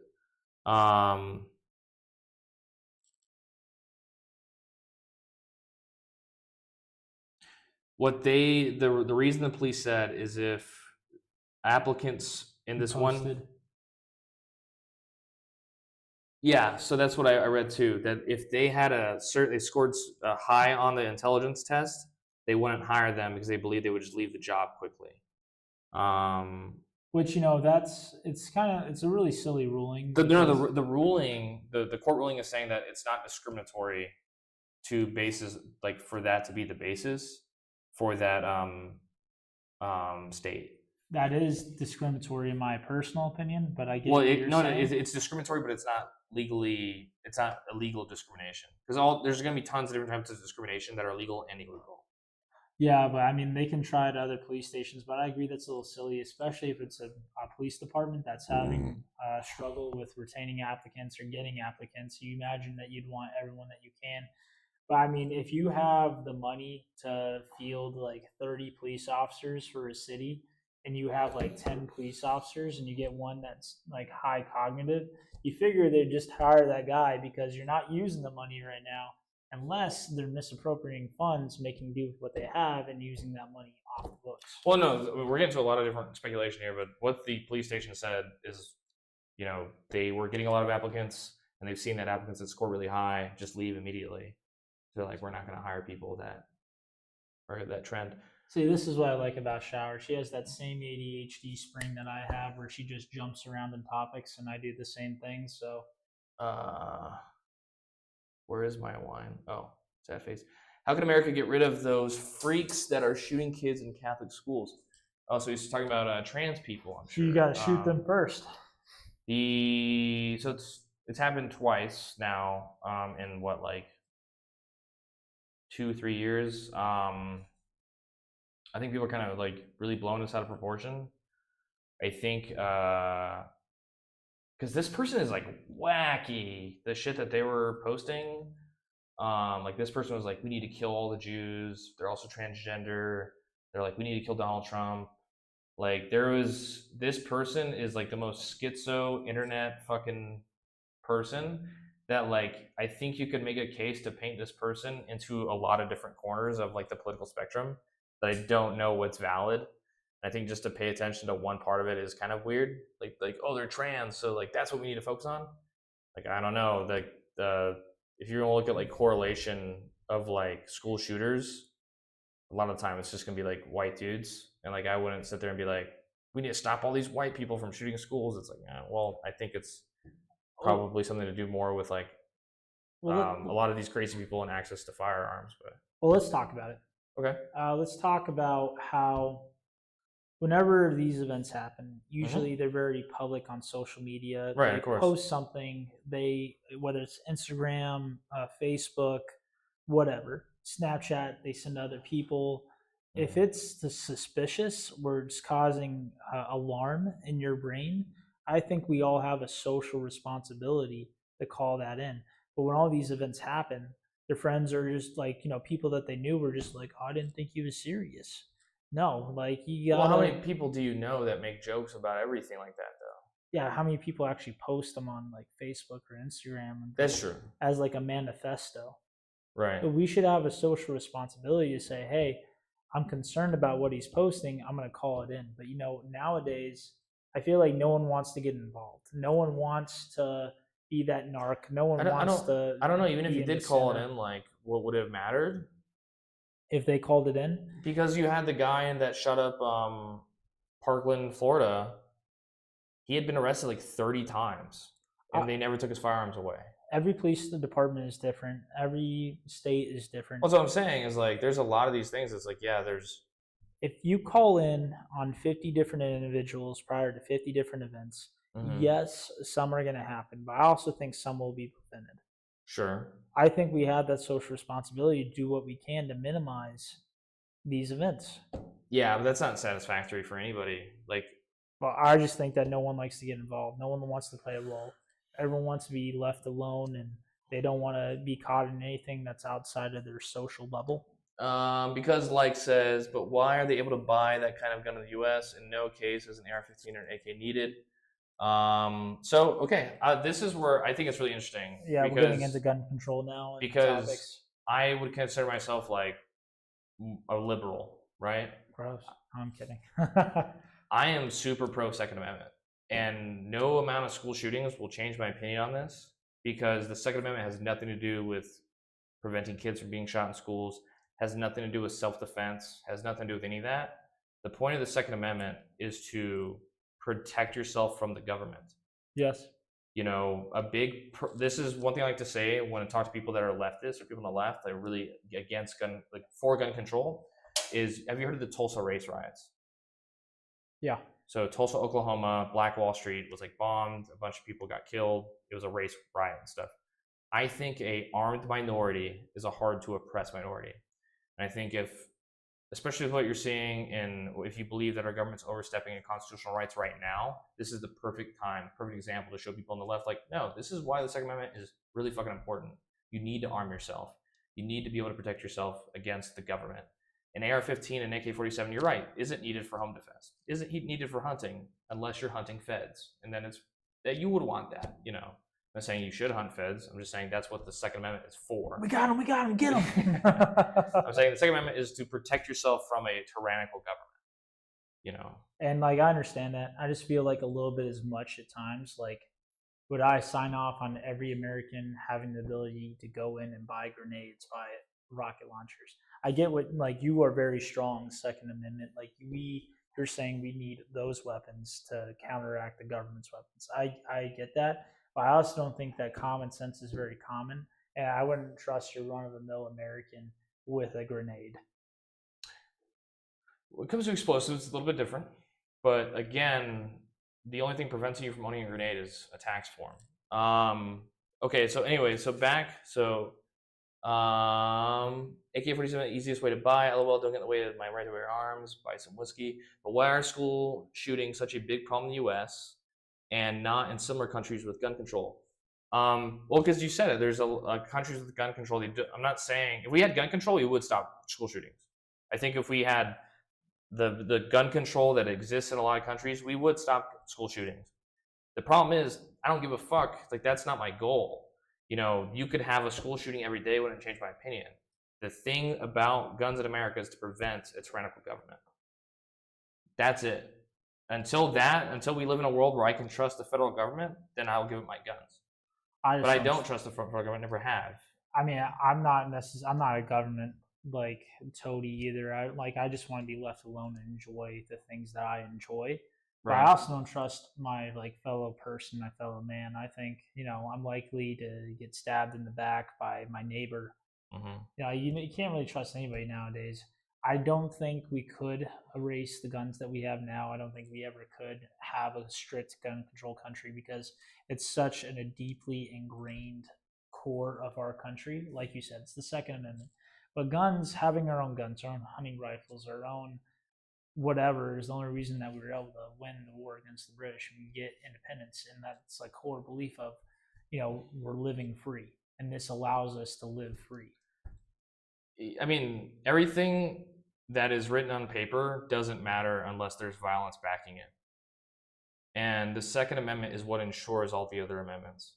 Your right to free speech doesn't mean shit unless it's enforced by a barrel of a gun.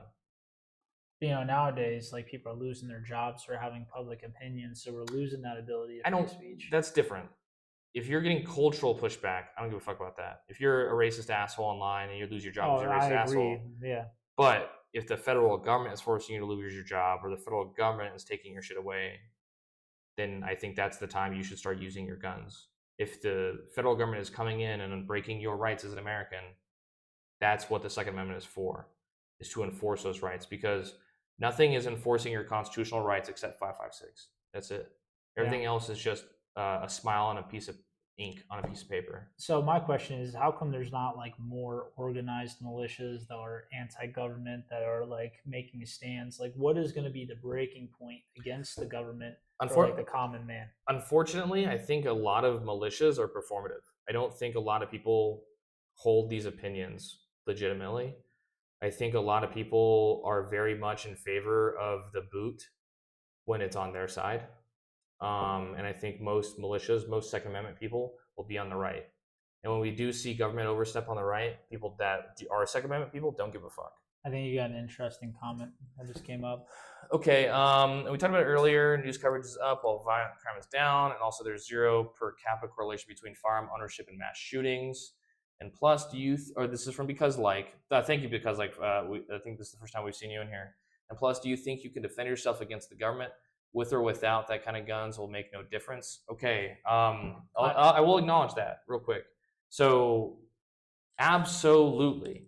If we look at the last 20 years of war in Iraq and Afghanistan, even if you're looking in Ukraine against Russia, it is not high-tech military equipment that is being stopped by other high-tech military equipment. It's by fucking farmers, it's by trained militias working and fighting out of their households. If we want to sit there and talk about the efficacy of personal firearm ownership against the government like that, you look no further than Vietnam, Iraq, Afghanistan. A well-trained militia that does care about fighting as an insurgency, asymmetric warfare, is very effective. And plus, you know, let's state the topic. It's like, when it comes to fighting those guerrilla warfares, the key thing to have is the support of the people. Yeah, of course. Yeah, like, what does the common man think? Like, what are their opinions? Is the government being oppressive to them? Does the militia have their best interests at heart? And that's really going to determine if these groups can stay underground long enough, can get supplies, can move around. That was the only comment I wanted to make on that. But what I'm saying is, to answer your question about the militias and stuff, I just think that, like, they don't actually care about these rights. It's just performative. And plus, do you think, okay, so military uniform standards have gone out the damn window these days. In my day, you would get locked up for using the wrong ponytail color. And I did notice you haven't been shaving your beard, Shower, so that's a big issue too. We did it before, which statistically not a lot of other countries have. And you are not willing to stop those school shootings, saving thousands of lives. Not once in centuries has a government been stopped by people because they had guns, other than Iraq, Afghanistan, what we're seeing in Ukraine. We are seeing that military forces are being stopped by less equipped people. In terms of school shootings, I think there might be a way to stop school shooting without getting rid of the Second Amendment. I think if there is things that we could do to have people be hired as like bodyguards, stuff like that. I think you could have different standards for like protections in schools. It does sound dystopian, but like at the end of the day, the Second Amendment has nothing to do with school shootings, has nothing to do with protection against that. And I think time and time again, historically, we do see under-equipped militaries be successful against the United States military. But yeah, I just think it's an interesting comment that I think that says chill and jazz. Stop creating these freakazoids that are killing the children. I mean, like, there's no good way to control the mindset of every person in a country. It'd be like a conveyor belt of gray if that's what you're attempting to do. Like, I don't know if you've ever seen the movie The Giver, where everything's grayed out, no one has emotions, everyone does the same things all throughout life. Like, we can't be certain how one person's going to react to an event to another. Like, one person might get radicalized by one thing that they see on TV. Another person is just going to look at it and go, "Oh." So how can we identify what's creating those people with those thoughts? Like, how do we really dive into it besides analyzing, like, psychologically every person that we manage to capture, go back through their life and go, "Oh, this is like the snowball yeah, that this is what rolled down started the off. hill." Yeah. Well, real quick, I want to say because like, thank you for the follow, appreciate it, man. Even if we have completely differing points of view, I still love having that opposition in here. I will never ban somebody or anything like that for because I don't agree with what you're saying. I think this is what's great is having conversation and all that. Be you a communist, a fascist, whatever, like Anarchist.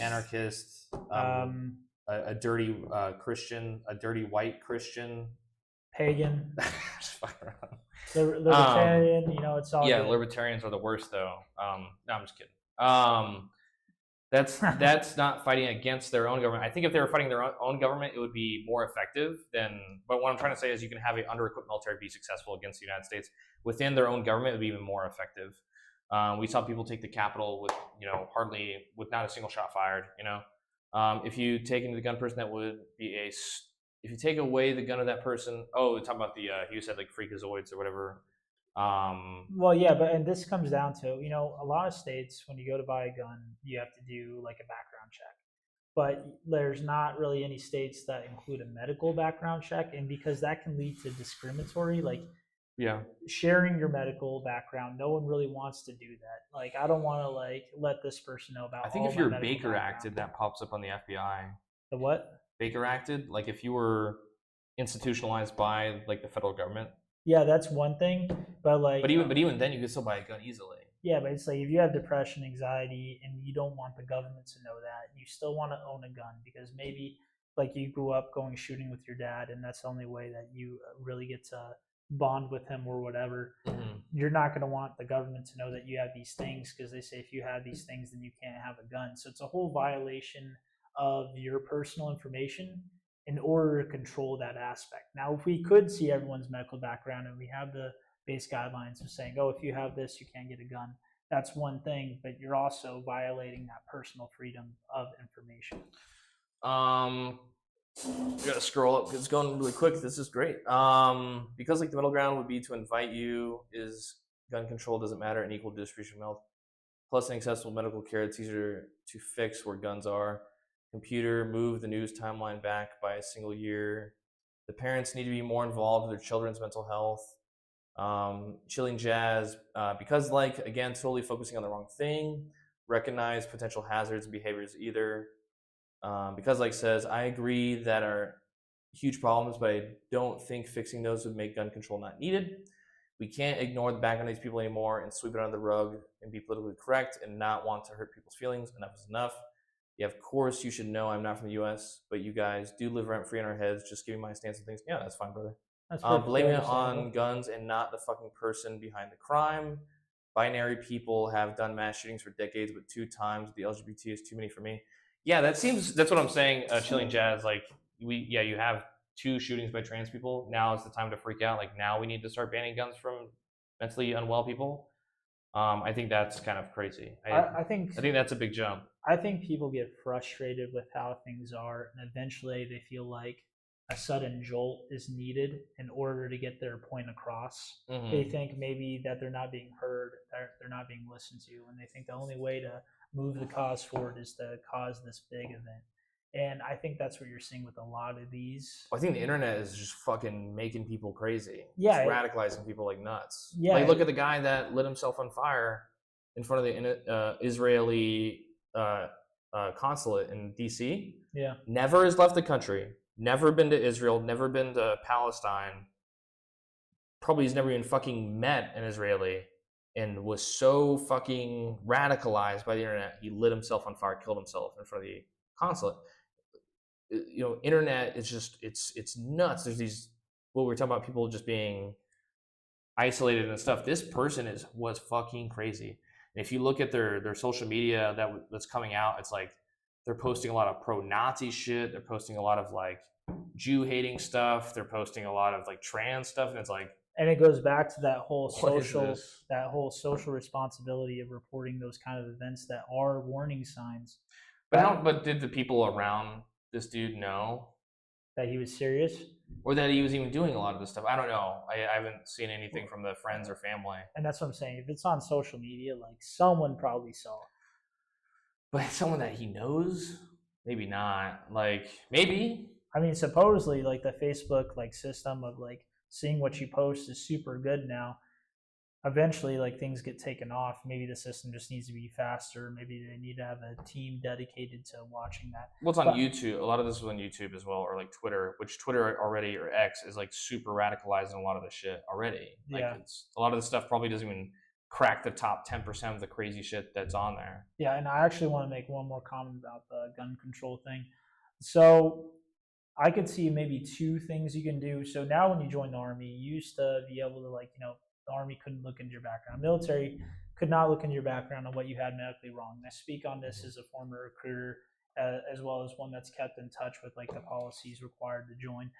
Is when you go into the office to say, hey, I'd like to enlist in military service, you sign a document that releases your medical information. Like the military is now allowed to see it. Right? Yep. So now they're allowed to see it. So anything that you had in the past, when you signed that form, you said, yeah, you can look at it. I think you could do that with guns as well. But again, it's kind of a slippery slope because it is a violation of personal information. But if you're going in there to buy a gun and they have you sign that document, and it's like, we're allowed to look at this, I guess that's one way. But again, it's kind of a middle ground. I agree with you that there could be a lot of things we could do to effectively have gun control. I just don't trust the federal government.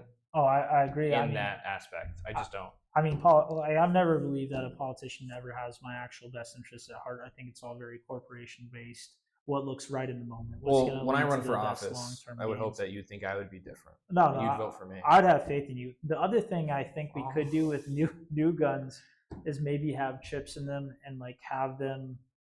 Well, and I know that's kind of another slippery slope. I'm already like, yeah, I'm like, yeah, but like you bought this gun, like this gun, it belongs to you, and then like when you pass away, the person that receives it has to go and get their information put on it.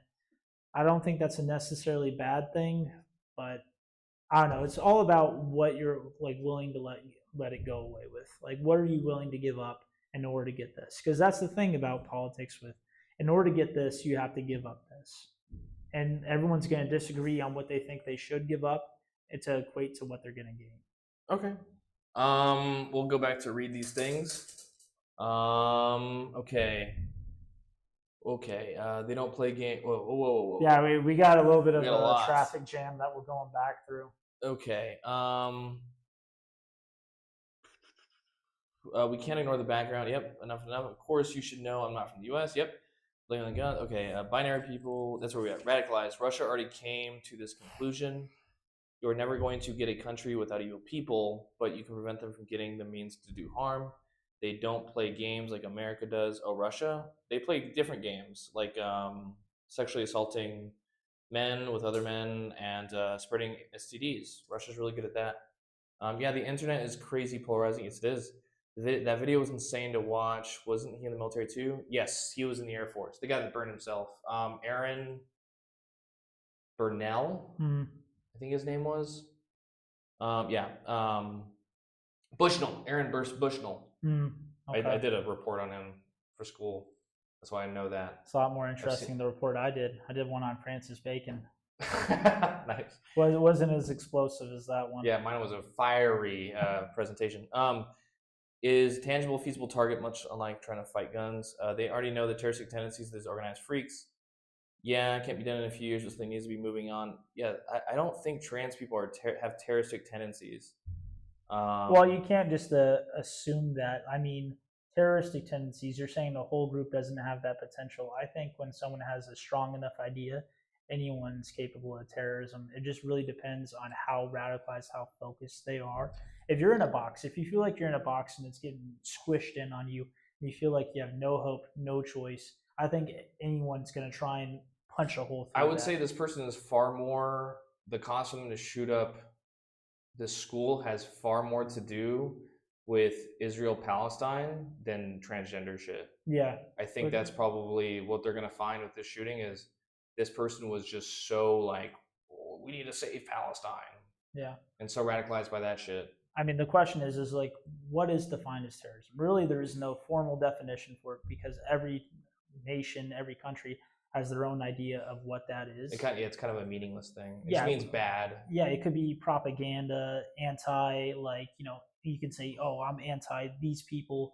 And like you put out false information saying, oh, they're going around and doing this. That's another form of that could be terrorism against your government. You're spreading misinformation, spreading fear. It's not just prone to violent action. Mm-hmm. Yeah, it can't be done in a few years, but something needs to be moving.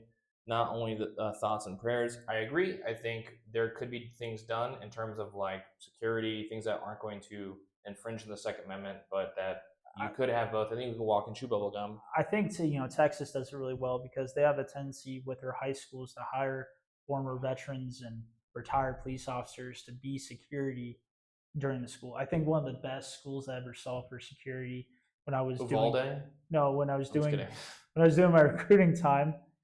There's this school up in Massachusetts. They had like 3 separate doors that you had to get through. That was like they had that carbon frame, plastic that carbon plated, and then they had a buzzer intercom system. You had to verify who you were just to get into the door. And I think we can really make it like that. Of course, some people will say, "Oh, we shouldn't make our schools feel like a prison." Well, then, like, what's the answer to your question? Like, again, what are you willing to give up to get this? I agree. Go live there, then LOL. The only freak I've seen all week is you. I already volunteered. I pray that we don't cross paths. He salutes. You volunteered to go to Russia? Oh, good luck, brother. Man, you need to calm down. Don't be so extreme. Pretty sure you're barred from service for mental issues, so that would be unlikely. It scares me that you can have any guns at all. Dickey Amendment of 1996 has long stood in the way of progress. Dickey Amendment of 1996? What are you talking about? Let's see. Because, like, I don't know, this is a funding towards firearm violence only turned back on in 2021. I'm in a glass case of emotions in a box. That's great. Yep. Thank you for that. Yeah, we've been radicalized. We can't blame it on a whole group because, like, sorry, Chilling Jazz or the last shooter. Hard to tell what you're talking about. I wish Oliver was still here. I need him to. That's him. Well, he is. It's Morg Jester. That's Oliver. I'm pretty sure. 90% sure. I thought there was an Oliver here that popped up. There might be 2 Olivers, but I know that's his handle on a lot of things. It's Morg Jester. So I need him to like post like a funny joke, just to kind of calm down like the heaviness of. I love the heaviness. I think we're good. I like a healthy balance of like jokes and that, just to kind of. I want the schizo posting. I think that was great. I hop between YouTube and Discord. Oh, okay. There's 2 Olivers. Hey, post the link in our Discord, brother. Let our friends see. We have a lot of mutual friends. We definitely got into interesting topics, though. So, yeah, where were we? Yeah, I think right now because like the school shooting is so much on everybody's minds, and yeah, it's like like I said, I think it's an arms race to figure out which political box you can paint this person into. And then Um, just, are they going to use it for this case of, yeah. oh, yada, yada, yada, yada, yada, yada. I feel like it's just a constantly turning hamster wheel. We're Mm-hmm. seeing the same shit that we were 5 years ago. We're seeing it again. It's just coming in and out, waves and waves and waves. Just more shit that we're spiraling around. I will That's say never one thing. actually getting a change. One thing that fucking pisses me off about politics, about school shootings or anything like that, is people that will say, "Don't politicize this." I fucking hate when people say that, because those motherfuckers are the first to politicize it the moment they find something on their side. I know it's that whole thing of like you can type in some kind of question you have and like you have this opinion and 1,000 responses say that you're wrong, but one says you're right. You're like, right there, I'm right. That's not what I mean. I mean, like, you'll see a lot of these politicians and stuff like, we shouldn't politicize the school shooting. This is that we need to pray about these things. We shouldn't be talking about guns, right? You hear it all the time. But This is not the time to talk about guns. This is the time we shouldn't be standing on the graves of dead children. The moment they found out it was a transgender person, boom. well, and this what I'm talking about when we're in response to that is having like a filter in your brain that blocks out everything that does not agree with your mentality, Okay. and only focusing on the one thing, and then you go, "Yep, see, fucking this guy was bad. I knew it all along. I knew it. I knew it. I was there. Mm-hmm. I was there 10 years ago when I said it." He's like, "But what about all this other stuff?" Yeah, that doesn't matter. Right. Yeah, see, that's what I'm talking about. Well, you had like the flood in Texas. You had people because like those Girl Scouts or whatever drowned.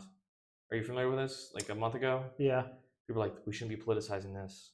Don't politicize this. But then, are you familiar with a guy named Charlie Kirk? No. He's a right wing dude. Because I follow him on Twitter. He was saying like, he was like, don't politicize this. Don't politicize this. The moment they found out that there was a black person that was like on the fire department, it was like DEI. They're the reason DEI. It's like, dude, less than 24 hours ago, you were like, do not politicize this. The moment it became advantageous to politicize it, you guys politicized it. I mean, it's the same thing with like if something tragic happens, like someone goes and shows up, like a politician shows up and says, "I want to express my deepest condolences." That's just another form of politicking. You're just there to say, "Hey, yeah, I understand this is a tragic event." Like even that can be kind of considered politicizing. I think it's all politicizing. I think it's all political. I agree with you. I'm just saying, I hate motherfuckers that clutch their pearls. Like, get the fuck out of here. Oh, I remember this one time, me and this other recruiter I worked with, Staff Sergeant Jones. He was, black dude, really cool guy. Mm-hmm. We went to the Prudential Center, which is the biggest building in Boston. It's like their mall, and it goes all the way up. And we went to talk with this parent about her son wanting to join the Army. And we're in uniform. And if you've ever been to Boston, military uniform is not a common thing. It's a big liberal city. You're not going to see any dudes walking around besides if they're recruiters like me. So we're in this big building, and we just finished up the topic. We took an elevator, like they had all these elevators that went to specific floors, like a whole long row of them. So we got done, and we're sitting, and I went to go grab a coffee, and I came back, and like there's these two girls that sit to the right of Staff Sergeant Jones, and the moment they notice it, they grab their bag and shift it over, even though he's in uniform. Even though he's in uniform. That just means he's harder to see. He's better camouflaged. Makes him a scarier black dude. Yeah, but that whole thing of clutch and pearls, of like getting this idea of how a person is based off of whatever. That's not what I mean by clutching pearls. I know, but like you made me think of that. I think. Oh, clutching purses. Yeah, I say clutching pearls. And I'm going back to what you said about where you have past experiences or whatever, and like you form the opinion. And damn, you went an hour ago. Yeah, I know. And like I just thought about that because we kind of got a mix of subjects going on. We jumped through like a lot of topics very fast. But I remember them doing it, and like the girl told her friends, like, "What are you doing? That's racist." And she's like, "Oh, I don't give a fuck." And I was like, in a liberal city like Boston, you just don't expect to hear that. But the amount of like shade I got for being Army in Boston from the home of the Patriots for the football team were just astounding. Yeah, it's like they're all right with the military as long as you don't talk to them or talk to their kids. Okay, Bryce, tell us about your golden hat box. Oh yeah, my hat came in a golden box. This hat did. Oh, okay. And check it out. The best part of it.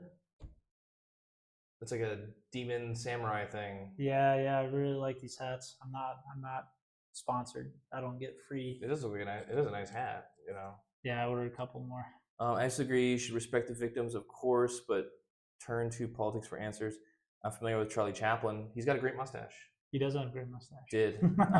Charlie Kirk doesn't know the difference between a dolphin and a human. That is true. I get your reference. That is a funny reference. So they were arguing about abortion, and the guy held a picture. He's like, so you're telling me this is a human being that deserves to be protected? And he's like, well, but it was a picture of a dolphin fetus. And the guy's like, yeah, that's a human being. He's like, it's a fucking dolphin. So, that's what he's referencing. It's a funny clip. He's a broken clock, though. Every 12 hours, he has a banger. I'm not going to pull up that, unless that's the link to what I'm saying. I'm still not going to pull it up. Why doesn't anyone bring up dolphin rape? It's a real thing. Because they haven't caught me yet. Dolphin is my alias. He goes for the blow. Oh, do they have blowholes? Dolphins have blowholes. Yeah, I have a sticker someone gave me at the office. It says "Dolphin Rape Survivor." I have it in my closet. I don't know why the fuck it was a woman, just like this elderly lady who was like, "Oh, would you like a sticker?" It says "Dolphin Rape Survivor," and I was like, "I'm never putting this on anything, but this is great. That's a great sticker." Why doesn't anyone bring up? Okay, because like as funny as this is, you got a minute to underhanded misdirection. Yeah, it was pure gotcha, but I still love it. Ja ja ja ja ja. Or in English, ha ha ha ha. Oh, sorry, it was the link to the clip. That was me. The link to the clip. The clip.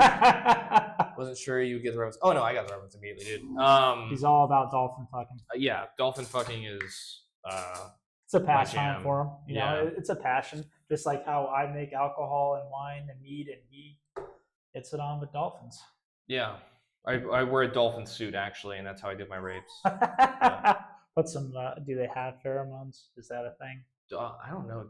I don't think so. I was gonna say maybe spread that all over the body and whatnot. Well, dolphins are motherfuckers, though. I think dolphins do like. Oh, now they're fucking my mother. I'd keep her away from the beaches, man. But yeah, I think there's like they're pretty damn cruel. They're cruel animals. But like orcas, like killer whales are actually like pretty chill for people. Dolphins aren't. Yeah, they always talk about how dolphins will lead you to safety, but now I've also heard that dolphins will trick you. Mm-hmm. I gave you the sticker. I'm not an old lady. Wait, you gave me the sticker? I don't think you did. If you did, that's hilarious, though. That I'm associating that story with you, because I thought it was someone that worked at the complete other end of the building. But no, now you know what he thinks about you. Yeah, I think you're some old lady. But yeah. My arthritis in my hands. I'm kidding. That was just the only joke I had to get out of my system. But I mean, I think everything when it comes to like pro clutching and not like I'm politicizing sorry issues, if I sent think too it's much all on chat. the table.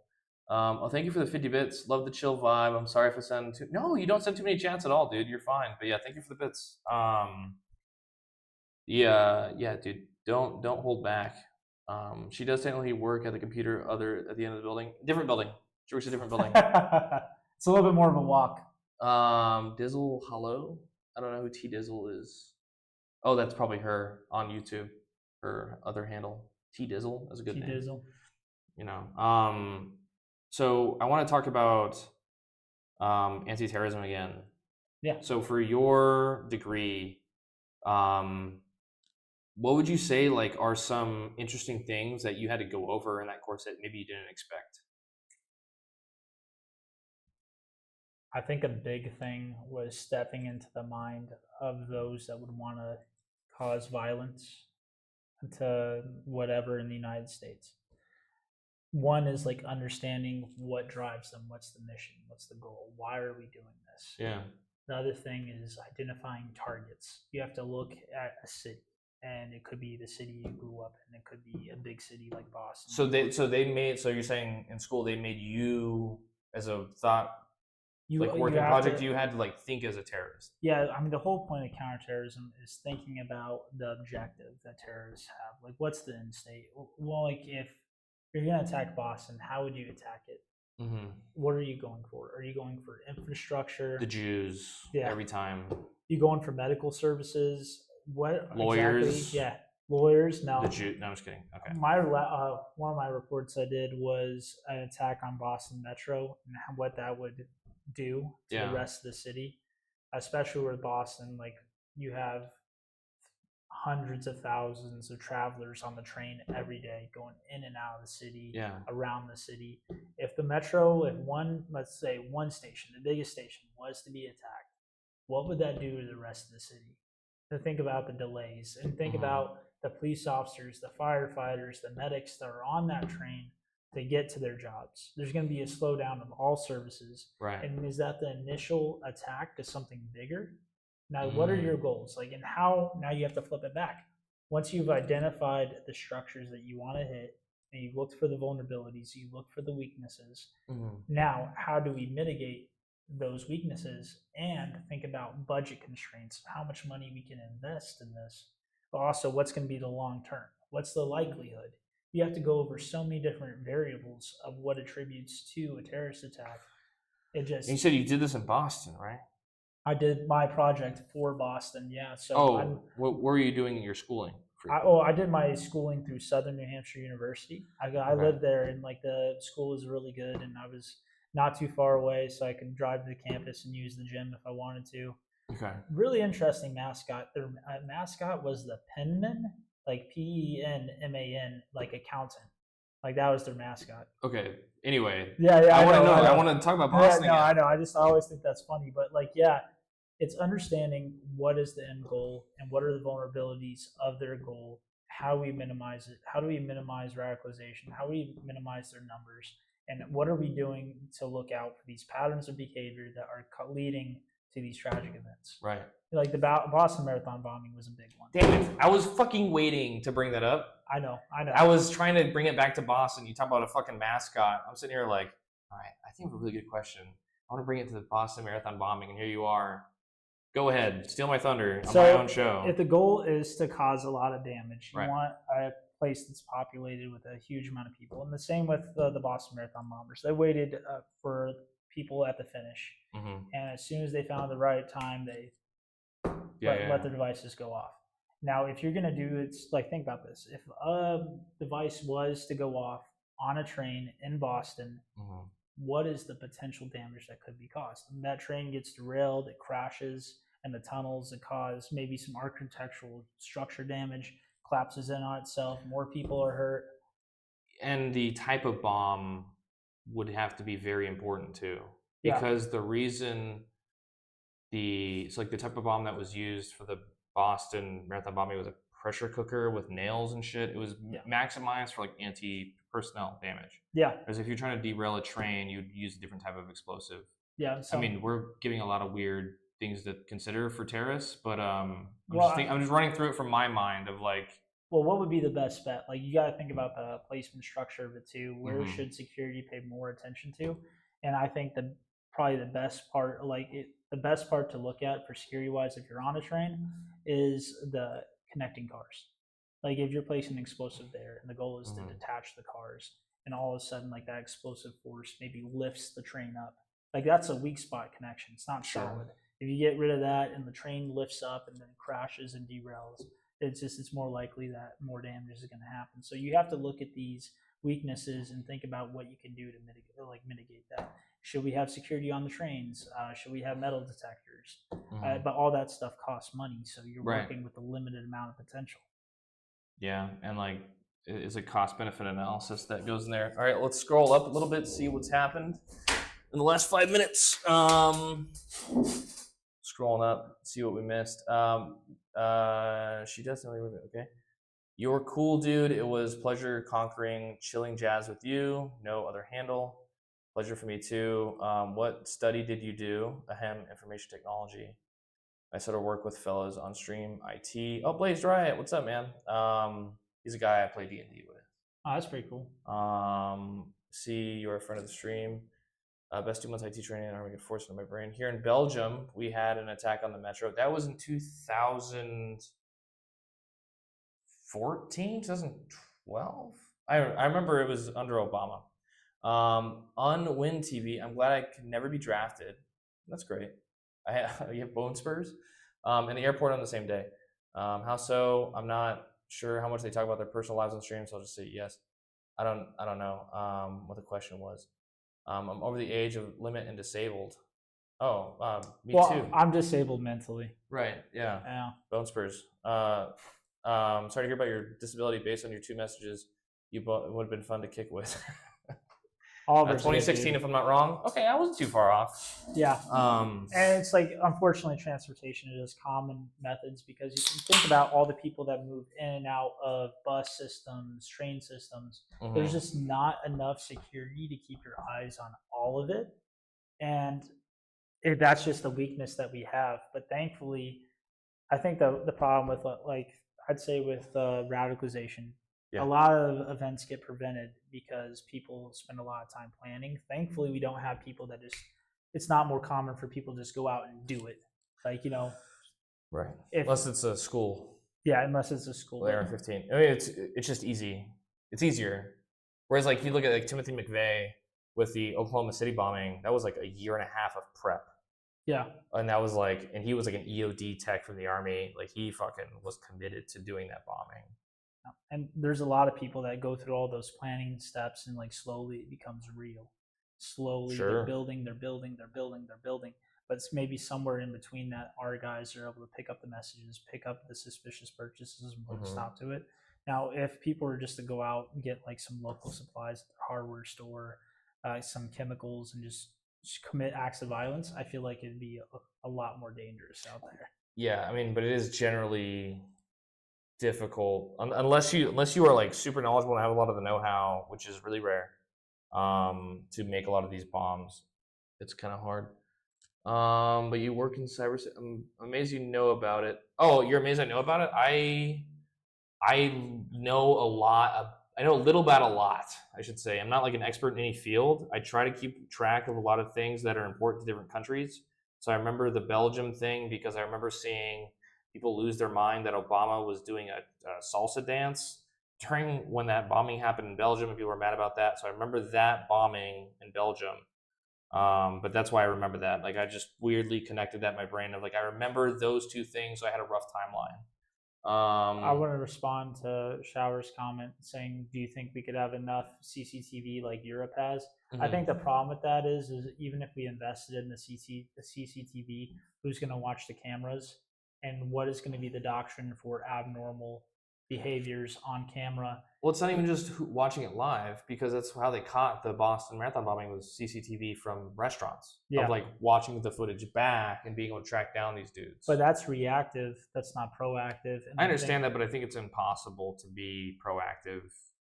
To be effectively proactive, I think is impossible. It is, but they're slowly starting to develop technology where they can kind of works. It's like object recognition through cameras, where suspicious packages, you're wearing like a hoodie or like a jacket, and like the camera can pick up a general misshapen like box or something like that, and that can trigger warnings. But that's super expensive, and what cities are going to be able to implement that? But yeah, I think with CCTV, it's a mixture of citizen privacy, and then the other thing is who's going to watch the cameras. But we're strictly speaking on proactive prevention rather than reactive.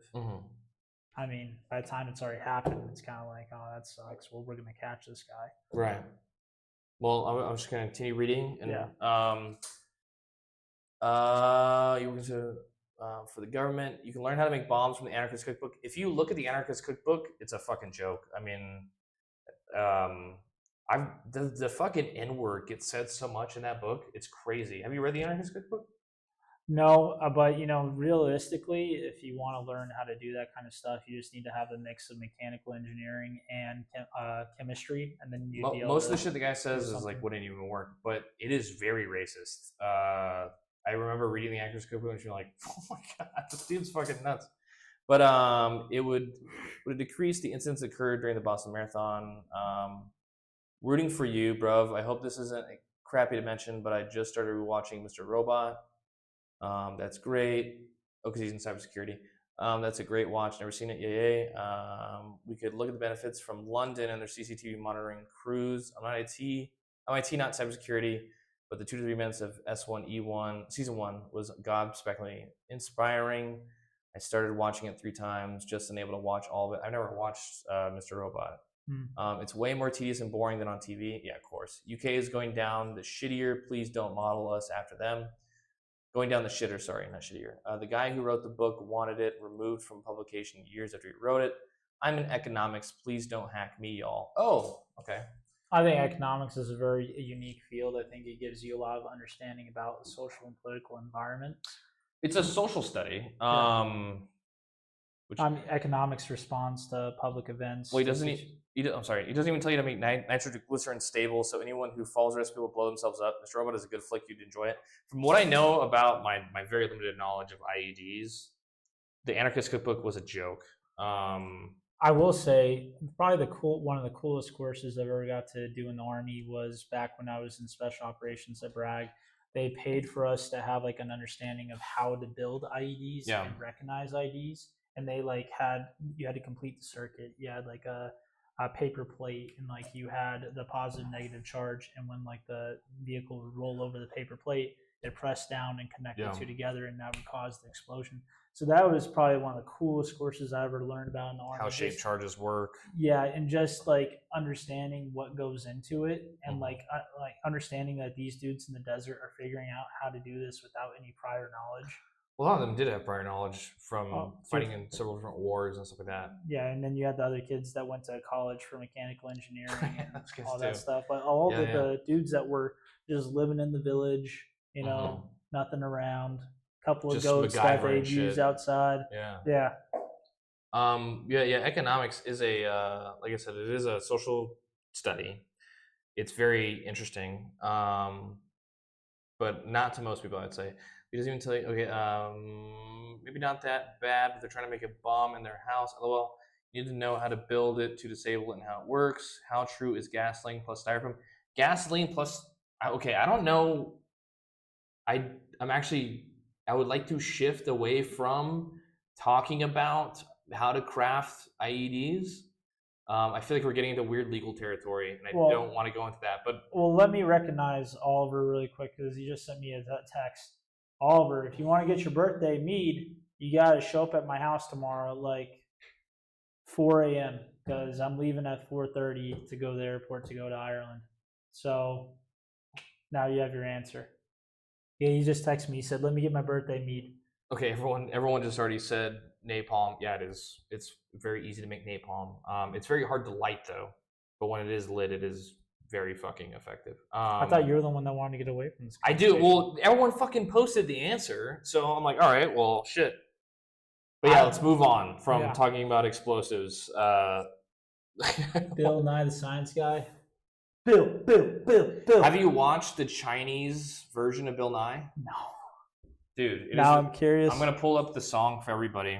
You're all going to be able to hear this. Now Oliver is saying that he doesn't want to pick up his birthday meat at 4 a.m. So Bill Nye, Chinese, is the best pregame music if you want to go out drinking. Listen.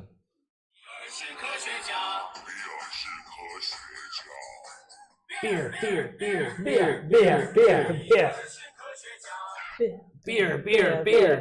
Yeah, it's great. It's great to go out drinking too. Beer, don't. I don't know what you're saying. Even drink anymore. I know. I'm a sober lame duck right now. But yeah, Bill Nye, Chinese, them saying beer is hilarious. He says the Chinese have their military parade in a few days. China has a military parade in a few days. He wants to give me his mead with Putin and Kim Jong-un. Poutine. North Korea. I don't know. I was gonna say poutine is a delicious food from Canada. Isn't it? What is it? It's fries and cheese, or what is it? What's better than? Is it fries and cheese? I've never had it. Fries and cheese. Yeah. I grew up in the West and the South, man. I never lived up north near Canada. New Hampshire, it's common up there. I used to go to this place called Mr. Max, which had like 50 different kinds of mac and cheese. Mm-hmm. So I'm hungry. I know nothing about Canada, but I'm running a Fallout D&D game that's based in Canada. That's interesting. Because I was like, me and a buddy were talking about just randomly of like writing a story. And it's like now I'm going into trying to learn a lot of shit about Canada, like the history of different areas, just for this Fallout game. But yeah, poutine. Oh yeah. You know, and I'm curious because they announced Fallout 5, right? I'm really curious about where they're going to do the conversation. But, you know, the director of like the recent video games has said that Fallout doesn't have a place outside of America. I think that's fair. I don't think they should go outside of America. I liked Fallout London. Like, I know it was an expansion off of like 4. It was just a remod. A mod? Yeah, it was a mod of the whole base game. Mm-hmm. You download it on Steam. You pretty much had to corrupt your Fallout 4 that you bought off Steam into this Fallout London. I thought it was just such an interesting twist. But I do get why Fallout is so Americana. You know, you start off with Fallout 1, Fallout 2, and it's been telling the story. But in like the rest of the world, he even said it. It's supposed to be like an unsaid mystery. Like you don't know what's happening in the rest of the world. Well, it's just so much that you have to get into with all the other stuff, the other countries that I think would just be unsatisfying. And there's so much lore for America. Like trying to expand that out is like and you shouldn't creating a universe. It shouldn't be expanded out. I think leaving a lot of things up to mystery is better, and alluding to different things happening around the world, but not actually spelling it out. I think is what I don't think they should answer most of the questions about Fallout. With Fallout 5 coming out, where would you want to see the game take place? New Orleans.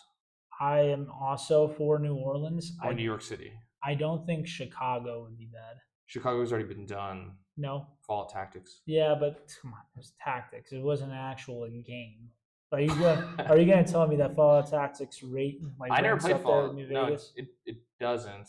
But I'm just saying if they do, Chicago could be fun. But I'm saying you said it hadn't been done before. That's all I'm saying. Yeah. It got nuked. Brussels has a lot of Russian attacks too. It's crazy they're sending phishing links and collecting credentials from it. Yeah, Russia's cyber warfare shit is crazy. And that's what really pisses me off about like, talking about. I don't want to talk about politics a whole lot, but what I will say is what pisses me off when people talk about the Russia hoax. Trump says that a lot. But it's like there's a lot of evidence for Russia did have influence on our 2016 election.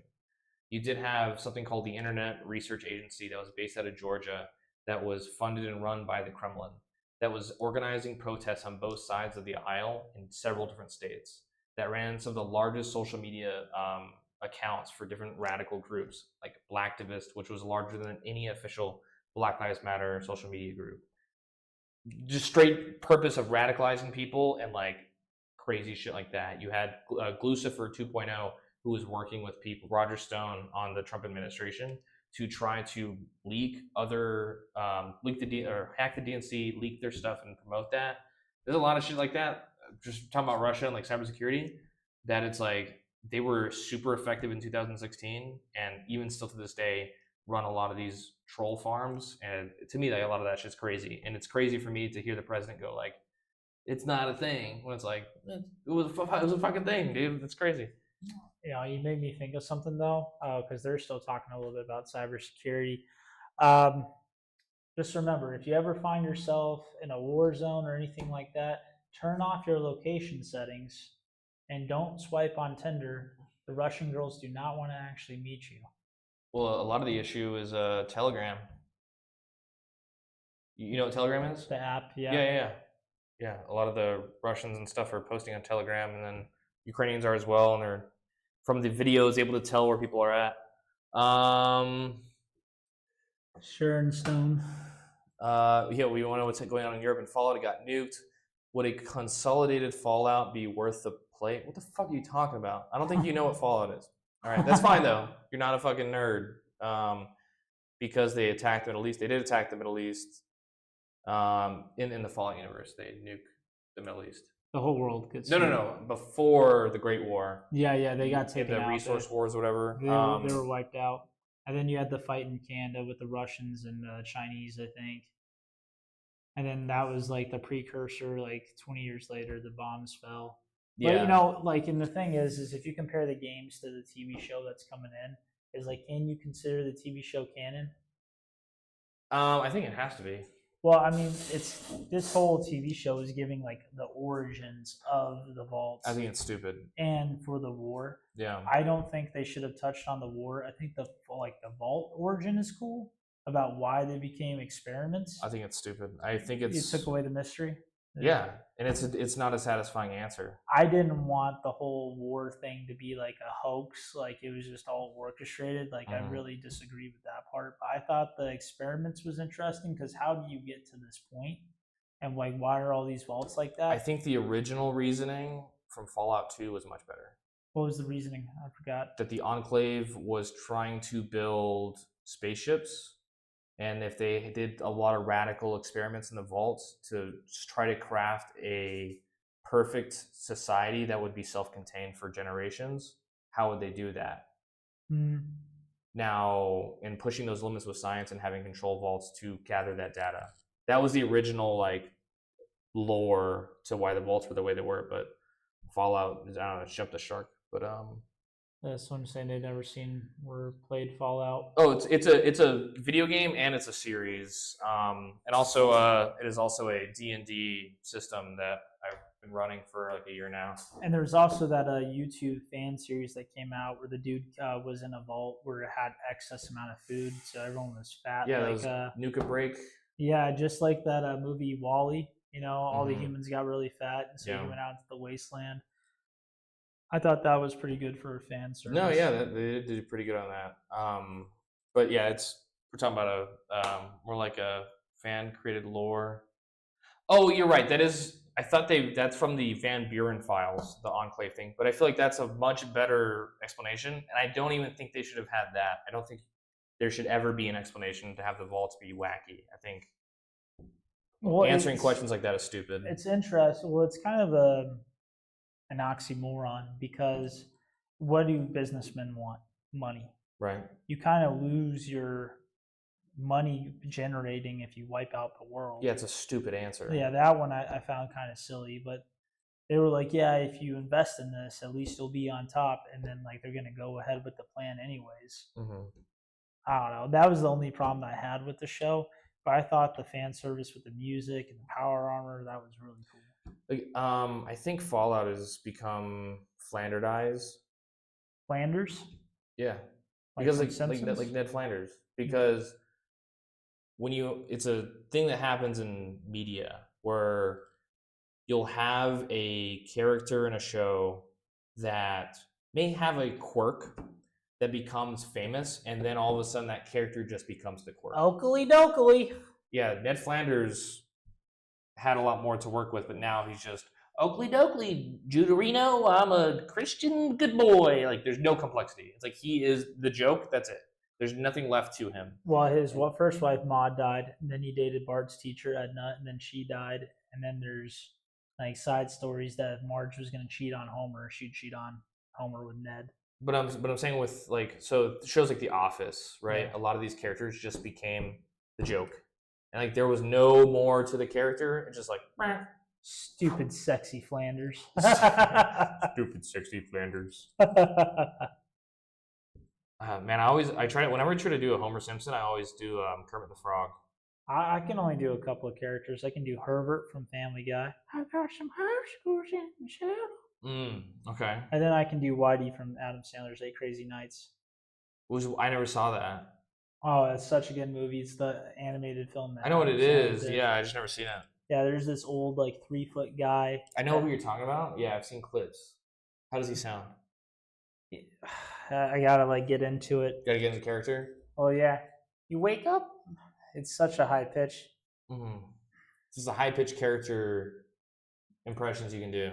Yeah, let me listen to it so you can hear what he sounds like. Okay.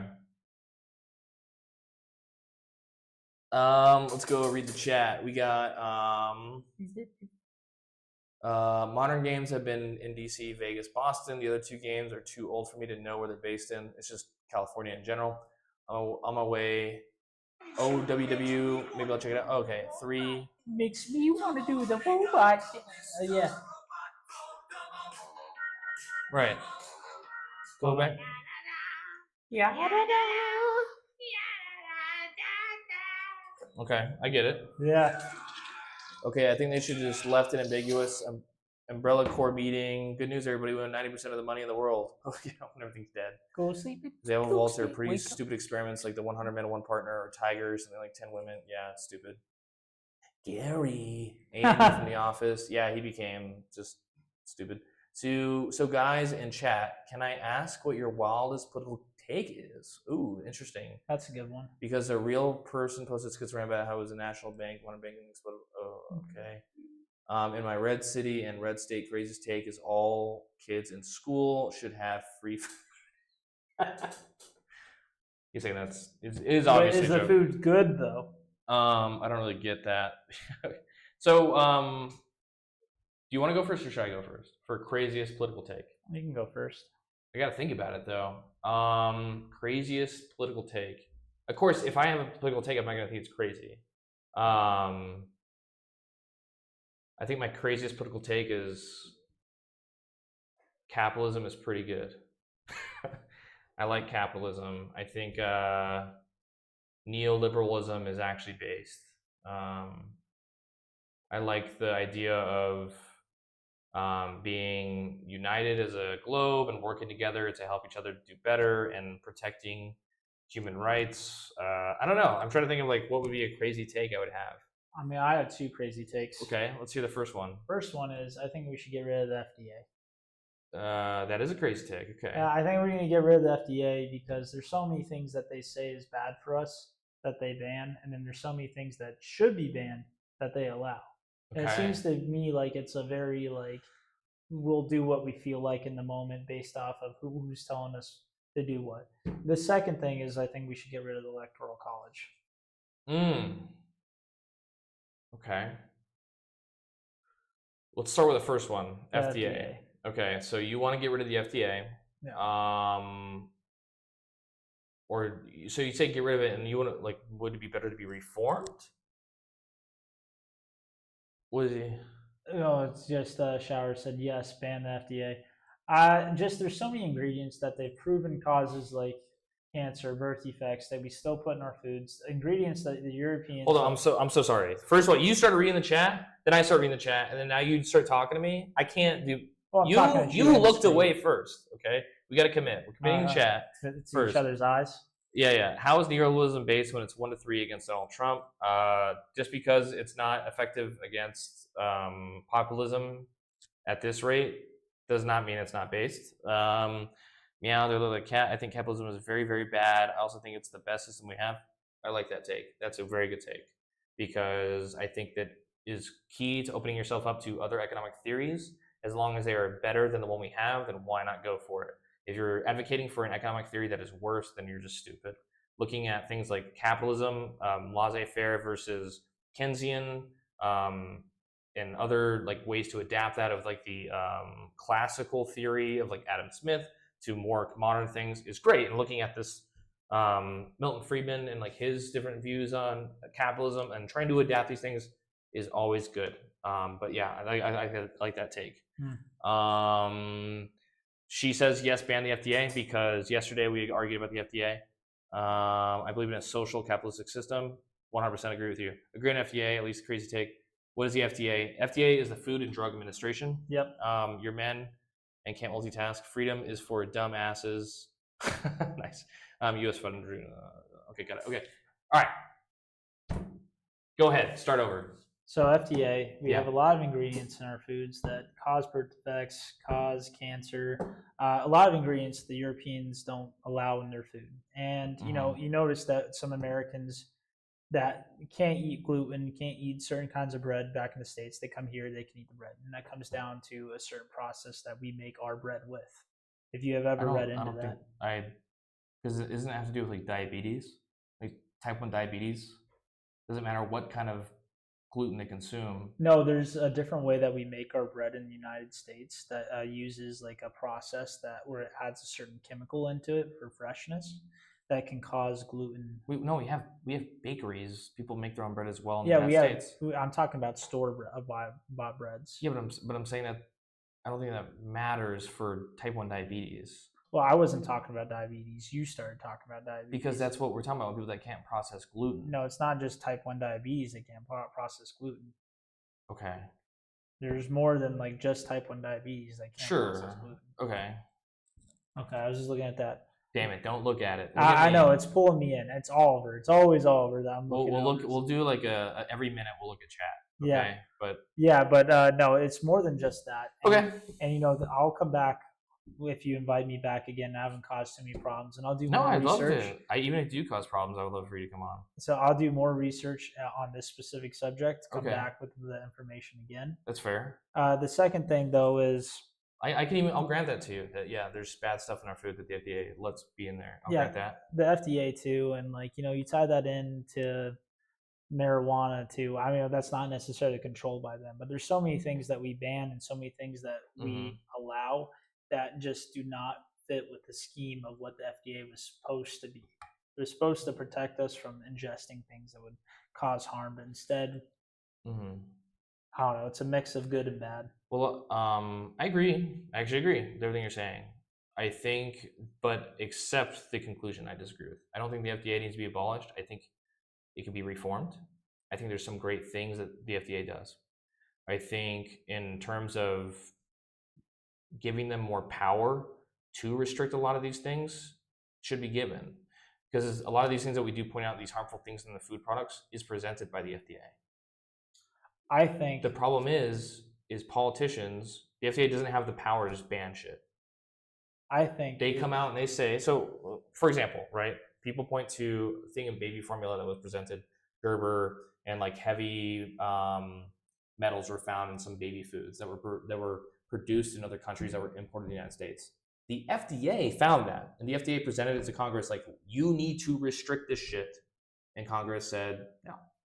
So the FDA doesn't have any fucking power to do a lot of the shit that I think they should. Like, hey, this is really fucking harmful. We should stop this. They don't have that power, but they're the ones that are doing the research that are telling us this shit's bad for us. See, I think you can have the FDA do its, like, you can have an organization that's not the FDA that does research on products, ingredients and what ingredients do to the human body, but not making a formal declaration of saying, hey, you can't have this because this is in it. But at least put don't have them, but have warning labels on products that say this product contains ingredients that can cause this. I think that would be, I think that's kind of like already what's happening is the FDA will say like, this shit's really bad for you. And people go like, I can't read, that don't matter to me. Like, I think that's already what exists, that the FDA is like identified things that are bad, but nobody gives a fuck. Yeah. Let's turn back to the chat now because I'm curious. All right. So, we got on a good topic. Okay. Choices you believe in. I will be looking into it. The moment I first run a rotation, you could buy energy drinks for less than $1 when I realized that the FDA is worthless. There are more chemicals and preservatives in mass-produced bread. That is indeed crazy. American bread is fucking crazy. It is so weird and full of chemicals. It lasts longer than it should. Pretty sure the FDA could have taken MJ off Schedule 1 decades ago if they're worth a damn. The FDA doesn't get to determine scheduling, unfortunately. Yeah, and like that was supposed to be handled this year, but they keep kicking the bill back. Yeah. They keep hitting it back and saying, no, we're going to we'll vote on it later. Yeah. So it's already like they've already made the ruling, hey, we have to come up with a decision by this point. And when it got to that point, they're like, yeah, we're going to, it's kind of like they're appealing it. Like if you've ever heard about the military, we have things called taskings that the S3 hands out, and it's our logistics department. But if that tasking doesn't agree with one particular party, they can what we call reclama it and push it back. And that's essentially what they're doing with this policy. They're saying we're not going to make a formal decision now. We're just going to push it back to this date. And they keep doing it and doing it and doing it. And it's always on every politician's ticket when they're getting ready to run for election. Oh, yes, when I get into power, what I'm going to do is I'm going to legalize it. And then it gets to that point, and they're like, I don't want to rock the boat. I'm not going to do anything. I don't think many presidents have ran on that, though. They've What? talked about it. Like it comes up, like it's not their platform, but the conversation comes up, and they give the answer that they know that a majority of Americans agree with. I feel like we're over the 50% mark We now are. for who agrees with legalization, Mm-hmm. and just hasn't happened. And that goes to the electoral college, which I think is fucking stupid. Okay, we can talk about that in a minute. Sure, but I don't think banning it is the solution. As most things, the government's lobbyists are a huge problem. I suppose that's the same idea, the same in the FDA. I don't know why liberal me blames Reagan, but from what I'm tracking, all U.S. regulatory bodies have zero teeth to enforce what they're supposed to. Yes, that is unfortunately a lot of federal organizations do not have teeth to enforce anything. They should deschedule MDMA based on therapeutic research studies have shown it helps with PTSD and trauma healing. I think MDMA is class 2 or schedule 2. I don't think it's schedule 1. Or you'd be like Oregon and just legalize everything. FDA, FCC, FTC, the mineral dudes, forestry types dudes, by the people for the people. I don't know why you got to shit on the FCC. All right, those are my dudes. Through monitored sessions, not just for recreational use. Okay. Okay. So I actually agree with you with your claims about the FDA. I just think that the conclusion is different for me. I would like to see it given some teeth to enforce the things that they've tried to enforce. And that's fair. And we have different conclusions about the Second Amendment that we talked about earlier as well. Yeah. Yeah, and No, I think yeah, I'm that's not saying we have to natural. agree. I think we have similar thought processes going forward. It's just when it comes to the final decision is where we split off. Now I'm more of like for the extreme when it comes to like government agencies and getting rid of them completely. Okay. But I think that goes back to that whole culture thing that I talked about with police officers. Like they've already established the culture, and I think the only way to change something is to get rid of it and start from scratch. But that's I'm more of that like I just want to cut to the punchline of a joke and I'm just terrified of like where we're at right now in politics with certain people like Robert F. Kennedy Jr. when it comes to if we did restructure the FDA, who would be at the part of that restructuring, and like us cutting funding to MNRA research and like pediatric research and shit is like fucking crazy to me. I think like the people at the head of our government right now when it comes to the FDA and if it was restructured would be a fucking nightmare. it would be like the movie Idiocracy. I think it's way worse because there Hey, wasn't a bunch of children dying in that movie. do you drink Brondo, the thirst mutilator? Yeah, plants love it. You know, plants are thirsty for Brondo. Well, I think it's just all a problem with like who we have as politicians these days. Is like the candidates that you want to win get no traction. You know, I was a big Joe Jorgensen fan when the 2016 election. Everybody's like, or 2020. 2020, yeah. Right. Everybody's like, she doesn't have a chance, right? Well, I still rather use my vote for someone that I believe in personally, rather than the lesser of two evils. I think you're always. I think if you vote third party, you just endorse whoever wins. I think that's perfectly a reasonable take. But I think you shouldn't be surprised. Of course, I don't think you should be surprised at all. I think it's a valid vote. I'm not trying to say that. I want to try to sway some person other than that. I I do always believe that there's going to be a lesser of two evils because the only person that's going to agree with everything that I want is me. Oh, you got 2 new follows. Oh, I got 2 new followers. Oh, yeah, you. Oh no, I don't. No. Oh, I was looking at the a day ago. King Tony. Yeah, Camel Tony. Camel Tony. Okay. Yeah, great name. Yeah, I like that. But I'm curious to hear your opinion after you read those chats about the Electoral College. Yeah. Through monitors, okay. The FDA will approve a medication, and then years down the road, disapprove or remove it from the shelves based on side effects. Wow, that's kind of like how medical research works. Is the more evidence that's collected, you change your opinions. Well, you can That's have what you medical would want. research Why without the a fuck? formal. What's up? You can have medical research that's civilian Mm-hmm. and not government backed. Of course, yeah, but that's really hard to do. Yeah, I know. It's the FDA is just heavily oversighted with the government. I think if you were able to separate the two, it might be a little bit better. I feel like it's already separated so much that the FDA exists but can't do anything. Like you can, unless it's a scheduled drug, like the FDA has no say over it. You don't have to get your food checked by the FDA because they have no teeth to enforce these things. That the FDA, like almost no fruit food is like approved by the FDA. doesn't need to be because they don't have any fucking teeth to enforce anything. You know, Nestle's not having to go to the FDA and be like, can we put this chemical in our food? They go, well, we've advised against it, but Congress says we have to let you. You know,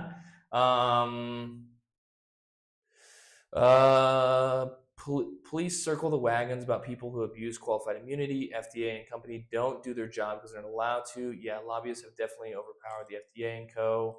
By the way, my craziest take is that Netanyahu caused the biggest stream of anti-Semitism this decade, and many decades to come, he made Jew hate normal again, and I hate him for what he's doing in Gaza, but also for what he's doing in many of the Jews around the world.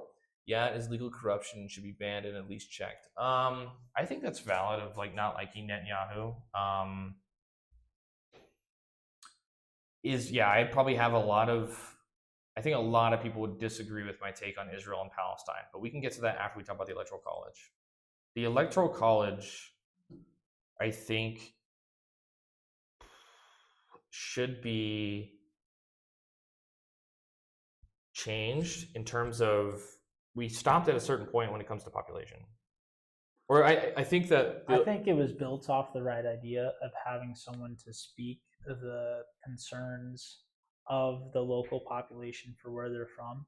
But because, I don't know, correct me if I'm wrong, but it seems like during the election, how it works, and I'm not sure if I have a complete understanding of it, your state, your population votes this way. Can the representative of the Electoral College change the vote for that area? No. Okay, how does it work? So that's something called a faithless elector, which has been made illegal by most states. Okay, most states, not all. Right, it's state run. So there are like a handful of states that could still do it, but it hasn't happened really. Having a decentralized electoral system, I think, is good, but the way it works right now is in all but 2 states, being Nebraska and Maine, are the only 2 states that this isn't the case. But you have it to where winner takes all for the Electoral College, where if 50% or whatever, or the plurality or majority, I hate you right now. I'm sorry, I saw Moose Dublin's comment and that made me laugh. Okay. Research is politicized though. FDA approval down the street says literally nothing about the base substance in question. Discuss Xinjiang, bro. I don't know what Xinjiang is. Could you remind me again what you mean by Electoral College? Never mind, I got it. You guys feeling gassy lately? What? Well, okay. So are you like whole country of Israel then? I do not like the whole country of Israel, but we'll talk into it. You're big enough for it. Wow. The left guy looks hella gassy. Who's on the left? Is it me or you? I think that'd be considered you. I think because I'm on the right when you're looking at the screen. Yeah, you're right. I do look. Do I look hella gassy? Dude, I was gassy today actually. So I took my pre-workout and I almost like shit my pants. Like I was like, oh, I had to go back to the office and do something. I had my son with me, and I'm like, son, I cannot make it home. I need to go to the bathroom. And he was just like sitting in the bathroom. I was just destroying it. He's sitting there outside the stall playing Minecraft. And I'm like, I'm sorry, brother. You're like, son, this is your future. My son's like, you're disgusting. I'm like, I know, dude. I'm sorry. Like, I would have shit my pants if we left. I needed to use the bathroom at work. But I'm fine now. I'm not gassy now. I'm proud. But thank you. Sorry. The guy looks hell gassy. It's so funny. He can bench press your body weight, bruv. I don't know if that's true. There's some big dudes out there. Please discuss why everyone is so gassy. It's the food we're eating. It's that damn FDA. I would bend the hot twink on the right over low key. Homie is left. So you saying you're a hot twink? So I wouldn't say you're a twink, but you're hot though. That's good. Yeah, thank you for the compliment. No problem, I appreciate it. Oh, it's you, Crody, on Incredible Gassy. Please grab the white monster on the table. Troy's left. Gas reveal. Hey, he's on the second monster now. This is literally the best show homie has since I've been tuning in. I'm so gay and so erect and so gassy. All of us gas reveal gas us. Hey, politics sometimes do What that. is your opinion on gassy Israel? Hold on, there's a gas bomb brewing in my head of regions. Gassy Netanyahu. I think he's a retired twink. Yeah, maybe a retired twink. Yeah, I am from California, so it's expected. But okay, I'm so I'm so infatuated with gassiness and inflation right now. You know, you've heard of inflation porn? No. You should look it up on your spare time. Just look up like inflation Sonic Roll 34 or something. You know, you get some great views. Inflation porn? Yeah, I'm not convinced it's a real thing. That just makes me think of like rich people paying poor people to have sex. Or maybe that's what you do when you subscribe to a porn site, is rich people paying to watch poor people have sex. I mean, that's pretty fucking dark, but I think you're right. But okay, so with the Electoral College, the way it works is for 48 out of the 50 states, if there is a majority of votes towards a candidate, yeah, or the plurality of votes, because it doesn't have to be majority, the plurality of votes, it's winner takes all. So like, let's say I think California has 55 Electoral College votes. If let's say Kamala Harris gets 60% of the vote, she gets 100% of the Electoral College. Okay. Maine and Nebraska, I think, are the only two states that do not do it that way, where it is split along certain lines. So you do have, I think you've seen one Libertarian Electoral College vote and it's come out of Maine, because they don't do it that way. They do it based on percentages and by counting. There are some states that don't allow you to put any other party down than a Republican or Democrat. That's not true. Well, no, there are some states. It's not that they don't allow them. They have guidelines to get put on the ballot. And if you don't follow those guidelines, you can't get put on. I'll look into Florida specifically. Oh, I vote out of Florida. I mean, but I mean, for Florida to be a recognized party, you have to have like certain thresholds to meet. And I don't think Libertarian does. I don't think they made. They do. We had Libertarian on our ballots. The recent one, or was that the 2024? First time? We had Libertarian on our ballot. Was that the first time? I don't think so. Maybe. I mean, I didn't vote in 2020. I didn't vote 2020. I voted this year. 2024, but I didn't vote 2020. But yeah, I mean, I'm not too passionate about the Electoral College, but I kind of want to move on to gassy Israel, gassy Netanyahu. Hey, I feel like talking about Jews and gas at the same time is a really rough subject. Well, you're Jewish; it's acceptable. I am Jewish, sure, yeah, barely Jewish, but still enough to be hated, I guess. Yeah, I just started watching Man in the High Castle again. Such a great show. Yeah. All right, let's get to gassy Netanyahu. There's gas bomb brewing. Yep, I think it's doing. You know, it threatens to gas Gaza. Gassy femboys are gassy Palestinians. Are you gassy, yoy? You need to stop them, incredibly gassy. Go on, to reveal the truth. Inflation, you say. How gassy, furry are you? What news station do you guys watch? I don't watch any news. I read a lot of news. I read a lot of. I do read a lot of CNN. I read a lot of like New York Times, but I will just pull up random articles and just read and try to verify stuff. I think I've read a lot of Fox News, and usually it's pretty good. I think watching the news is like, especially talking heads, is like incredibly awful for you.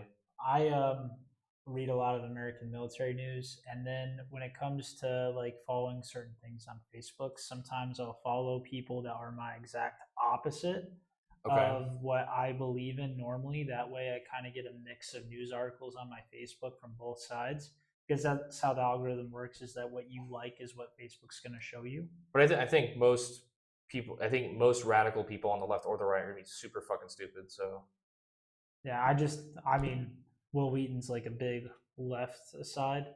Will Wheaton, he's oh yeah, but he's not a news guy. He's like an actor. No, he posts a lot of different stuff though that's very politically charged. Right. So I follow like some dudes like that. I like him for other reasons. Like, you know, I like them in Star Trek, but I get these two sides, and it kind of keeps my Facebook a little bit balanced. Okay, you guys like white monsters. Do you want my white monster? You have no idea how badly I want your white monster. Nah, he wants it. What about gassy college? Would you gas up Kamala Harris? I would. Nancy Pelosi versus Kamala Harris queef off. I did see that meme before we started. Here's a real debate. Whose gas is better, Kamala's or Trump's? I would say probably Kamala would have some nasty fucking farts. Because she'd probably eat like vegetarian shit. She'd probably eat like healthier, which I feel like would be more disgusting. He says, would you like Kamala gas in your face? No, I wouldn't. I think the whole two-party system in the U.S. is not a great way of electing people. Please write, I think you have to follow. I think the whole two-party system in the U.S. is not great for electing people. I think The problem that you would have with a multi-party system is like in countries like Germany, where if a party gets 30% of the vote, they now have 100% of the control. Where it's like Well, in the U.S. at least it's 50-50. So I don't know if you watched the Hill show. No, I haven't. Series. So in the first episode, it talks about how Dale was elected mayor of Arlen, Texas. That's fucking awesome. Yeah, he was elected with 8% of the vote because there's so many different candidates. Yeah. And so that's pretty much what would happen. But it wasn't always the fact that we had these two parties that were dominating. I think it was like somewhere in like the 1800s where parties started combining for a better chance at winning. Well, that's what happens when you have a multi-party system. You start coalescing anyway. Yeah, there's no way to get around it. They have like key doctrine notes of saying if you're going to be on this side, these are the things that make us this side. Mm-hmm. And you kind of have to stand with them. If you want to get your policy or bill, if you're a politician, you're trying to pass a bill. If you want to get your bill passed, you have to sign off on that bill. Yeah, I think when it comes to the Democratic Party, there's a lot of crazies, but I think it's a big tent. I think there's a lot of people with different views that can exist in the Democratic Party on like vastly different issues. Yeah. With the Republican Party right now, it doesn't feel that way, but I could be wrong. That's just all. That could also be my bias. No, I can understand. I can see that. I feel like there is no unified front on either side right now. Okay, so we got a few more follows. Ghost Baby, thank you for the follow. Grubby QP2, thank you for the follow. Ghost Baby, you subscribe. Thank you for the subscription. Moose Dublin has followed. Thank you for the follow. Would Kamala Harris or Michelle Obama win a squirt off? I think you mean Michael Obama. I think you should read. I don't know why you're so obsessed with this .gay for news shit. This .gay thing. Like, which one would squirt the furthest? 1440 News Best. She showed me that yesterday. Also, the trajectory of news channels in the U.S. are a big reason for the polarization. That is not true. I think you're talking about like the multi-party thing being an issue. Do you think about Cyborg taking over Southern? I think he's trying to get me to say like a mind goblins thing. Are you like mind goblin these nuts, or like Candace dick go in your mouth, like that sort of thing. It's like tapes or CDs. When are you guys gonna kiss? I don't think we're gonna kiss. Not on camera, at least. Yeah, you gotta pay for OnlyFans. Yeah, that's not for free. That's for the Patreon viewers. In fact, the only person I can watch is Ghost Baby because he subscribed. Yeah. Oh, he's the one who asked. All right, stay tuned. We'll say a kiss for a sub. You need like a majority, so you'll have to work with other parties. Not quite, because in Germany you get 30% and win. You don't run the country solely. There's a big opposition, unlike in the U.S. Shepard has been released to the workers with robots. Please talk about 7-11. Enjoy the gas, bro. Again, there was an independent party back in the 90s, Ross Perot, and he split the Republican vote, and then Clinton won. So, well, and I remember with Ross Perot is like my great uncle and aunt said that they voted for him, but after he lost, they're like, oh, we're gonna double down on being Republican now. It's like they got so close, but instead of like doubling down and saying we're gonna try again next time, they're like never again. I think it's far easier to influence a party than it is to just create a whole new one. Yeah. In the U.S. at least. In Belgium, we have like 11 parties, 7 in Flanders, 4 in Wallong. You just made up those names. Bro, please check out. I'm not checking that up. I subscribed. You subscribed on YouTube. It's not the same. He gave me money, so he's better than you. But yeah, so Israel-Palestine. My views on Israel-Palestine is I think if you come out full-throated support for either side, you are probably a fucking idiot. I don't think you could look at this and be like, these guys are the good guys in any of this like shit, and like have more, like the more I learn about the conflict and start researching a lot of this stuff, I'm like, everyone just sucks in this, you know? Yeah. Because like at first with October 7th in Gaza, it was like, okay, Israel's actions in Gaza, don't care, because a lot of the people that they see the stuff of like the bombings and all this, they're fighting a war, and I don't know how you fight a war differently that it wouldn't be genocide, right? In this aspect.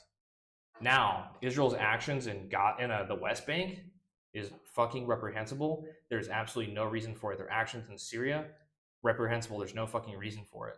And they keep pushing that envelope and trying to escalate a lot of the shit in the world. them with Iran, them in Lebanon, them in Syria, the West Bank, like I said.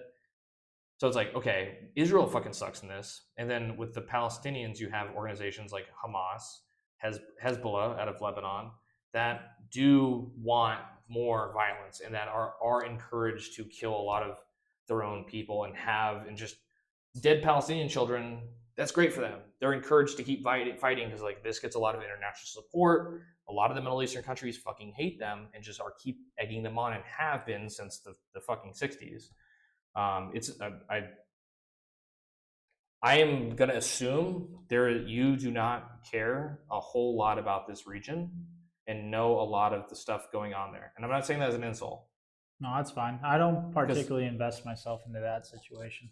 Right, because I know I wasn't saying it as an insult, because I know for me, when I started looking into it, was like right after October 7th. It's like I had been to Israel, I'd been to Jordan, and I had kind of like a milquetoast view. I was like, I kind of like Israel because like they seem more Western, But then you start looking back into things into history of like the 1880s when the Zionist project kicked off into post World War II and even during World War II with the Palestinian mandate from the United Kingdom and a lot of the shit that went on there with the Haganah and that led up to the Nakba.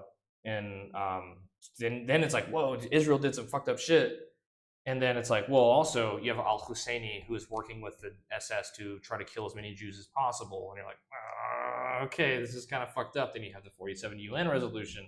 And then the Jews are like, we accept. And the Arabs are like, no. You have a little more stake in it because you come from a Jewish background. I don't come from a Jewish background. It's all right. It's all right. I know you spin the dreidel. I'm saying there's absolutely 100% valid reasons to hate Israel. Gaza is not that reason.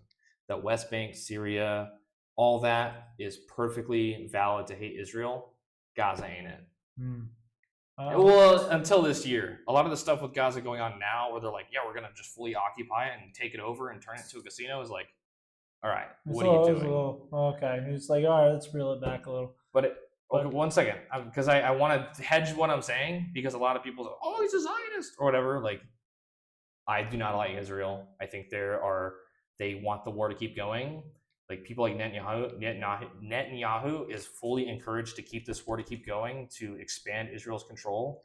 And in the other flip side, Hamas is encouraged to keep this going because they get tons of international support the longer this goes on.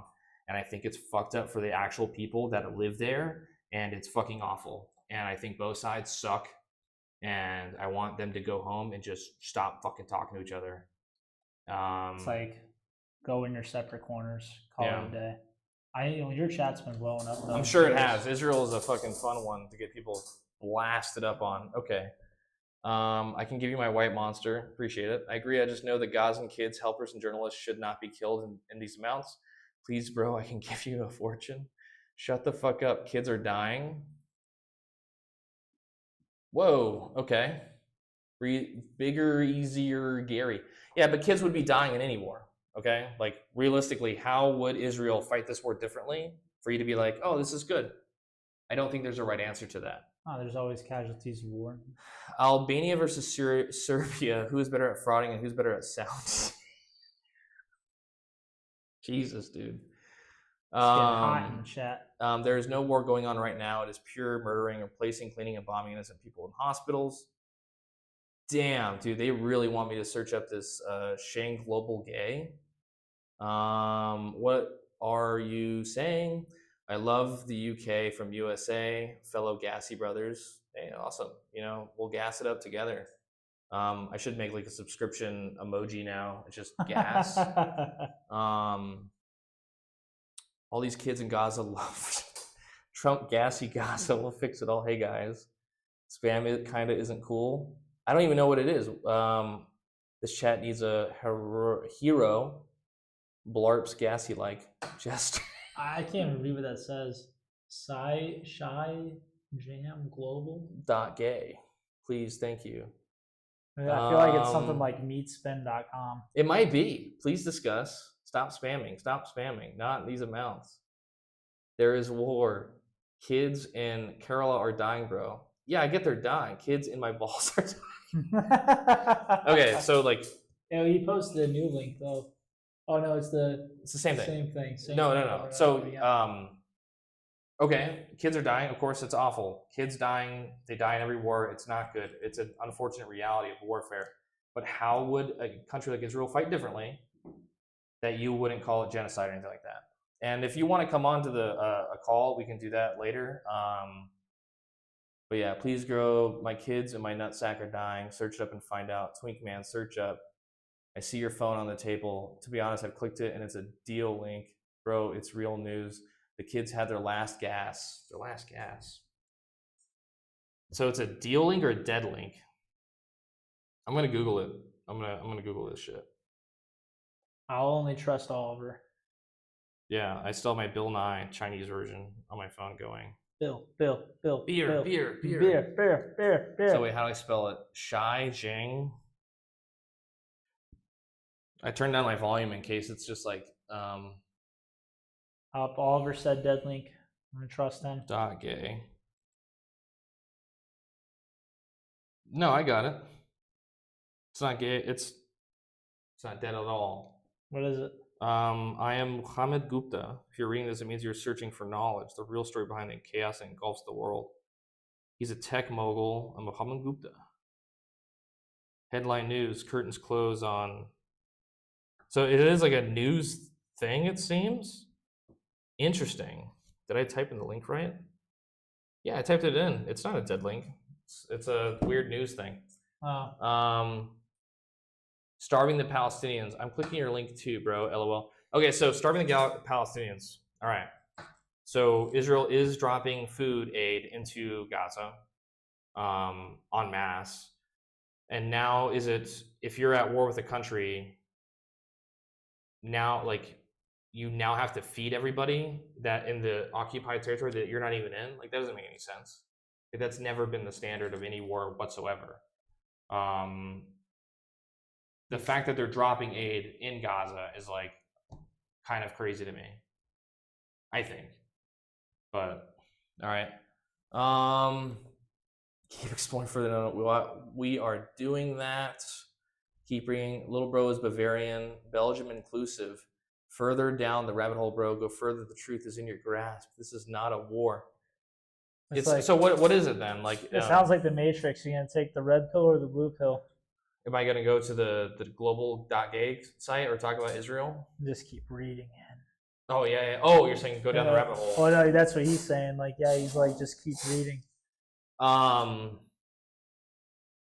The guy on the right wants to go further. You're the one on the right. ICE needs to stop deporting gassy Mexicans. As long as they're gassy Americans, I don't care. Or no, as long as they're not gassy Americans. No, in terms of like I said with Israel and Palestine, like if it's not a war, then what is it? If it's a police action, then now we go into a whole different set of rules. But it's like this is technically a war. Hamas did start this war. They want the war to keep going until they have an unconditional surrender. Then it's going to keep being a war. You know, I don't believe that Hamas should be reasoned with. Now, Israel, on the other hand, should then be promoting things like the PLO instead of shutting them fucking down in the West Bank and making sure that they have absolutely no authority of anything to do and keep pushing these settlers in and fucking up these communities. Like I said, if you want to hate Israel, there's 100% reasons to, and Gaza ain't it. It's an open-air prison. It's an open-air prison where the population has doubled in the last 20 years. It's an open-air prison where people are being fed and given electricity by their oppressors. What do you think of Crocodile Alcatraz right now? You can't. You're trying to jump away from Israel-Palestine, and that's fine. We can talk about something else. That one's been going and going and going. You have the information and the knowledge about it. I understand that that's not entertaining. It's entertaining for them. Maybe entertaining for them, but you're here. You're the guest. Oh, you're good, man. I'll talk to you, brother. You're good. But I was curious what you thought about crocodile. Alligator Alcatraz. Crocodiles are not in Florida. I mean, they are in Florida, but not like alligators. All right. We are very proud of our alligator population. We're not. It's a disaster in Florida, especially on golf courses. It's anywhere, dude. My dad works at SpaceX, and like they've had to shut down launches because of fucking alligators. Like, you know how crazy it is? Like the richest man in the world, Elon Musk, is like getting fucking dunked on by dinosaurs. It's kind of rad now that I've said that. That's kind of a cool thing to say. Anyway, alligator Alcatraz, I think it's all performative bullshit. Like, I don't like what we're doing with ICE. I think it's perfectly reasonable if you are an illegal immigrant that is a criminal, like you've done a crime, then like, or like you have a criminal background, like I don't want you in my country. But like if you're some dude that, I don't like illegal immigration, right? But if you're an illegal immigrant, I can separate those two things. If you're someone that's lived in this country for like 30 years, paid your taxes, worked your ass off, I don't want to get rid of you. Like you're a fucking American. Like I don't give a fuck that you didn't do the legal process. Because if the process was made legal, then would I magically not care now? Like no, I don't magically care now anyway.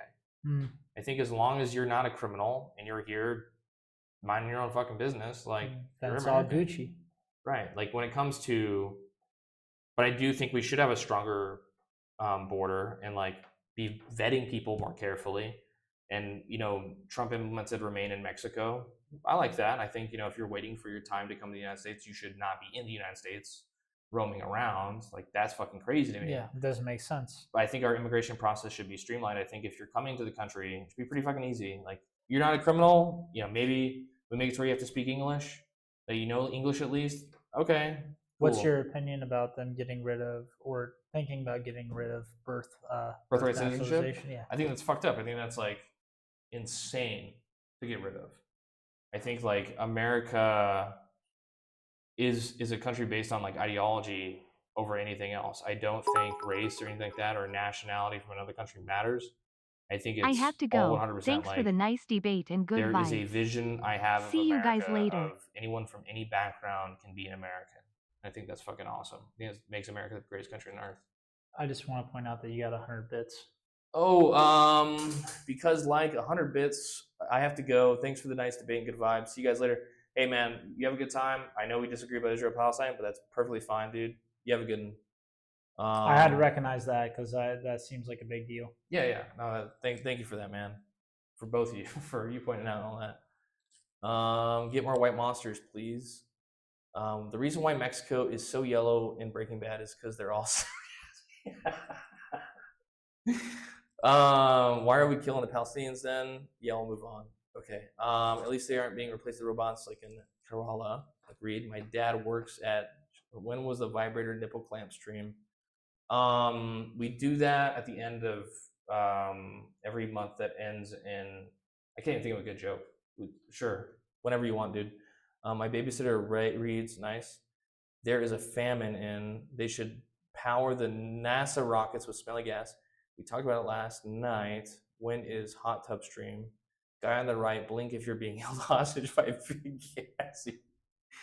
Gator Traz, opinions on gassy transgender people taking over school boards and forcing all pupils to become gassy and woke. Can you enable chat control for your vibrator, American Homie? Bye, because everyone says bye to him. Gator's gone wild. Later, Gator. All right. I got a joke for the nipple clamp show. It's always at midnight tomorrow. It's always right. So it's always tomorrow. It's always tomorrow. That's pretty good. Fuck. I totally lost my train of thought. What were we talking about? Nipple clamps. Nipple clamps. No, you're talking about birthright citizenship. It's fucked up. Yeah, I think birthright citizenship is perfectly fine. I think we should definitely keep that. That's like a participation trophy. You made it this far as an illegal degree, and now you're having a kid. You did it. Boom. They won the golden trophy. Yeah. 100%. I think, I don't like maybe that there's people that take advantage of it, but I think that getting rid of it opens up a lot of doors I don't want to open. I don't think we should be picking and choosing which babies are valid, which babies aren't valid. I think, you're descent, like how far back do we go? Like, or you're only a citizen because your parents were citizens because they were born here. Like, I don't know. It feels like getting into a lot of weird fucking territory that we don't need to get to. Those already answered when the 13th Amendment was implemented.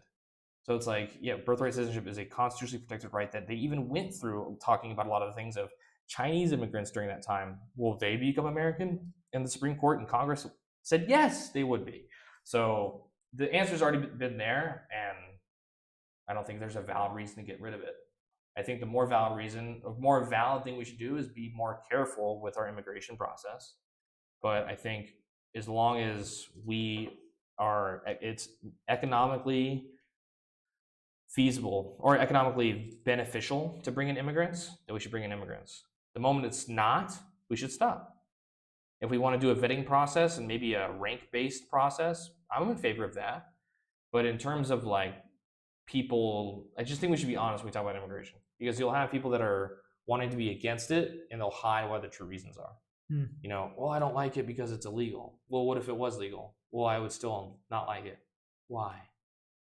You know, it gets into people bringing up like there's no foundation to their opinion. There There's is, no but substance. they're hiding the reason, because a lot of people, they don't not want it. everybody, but there's a lot of people out there that I've talked to that it will devolve into people talking about like white nationalism or Christian nationalism.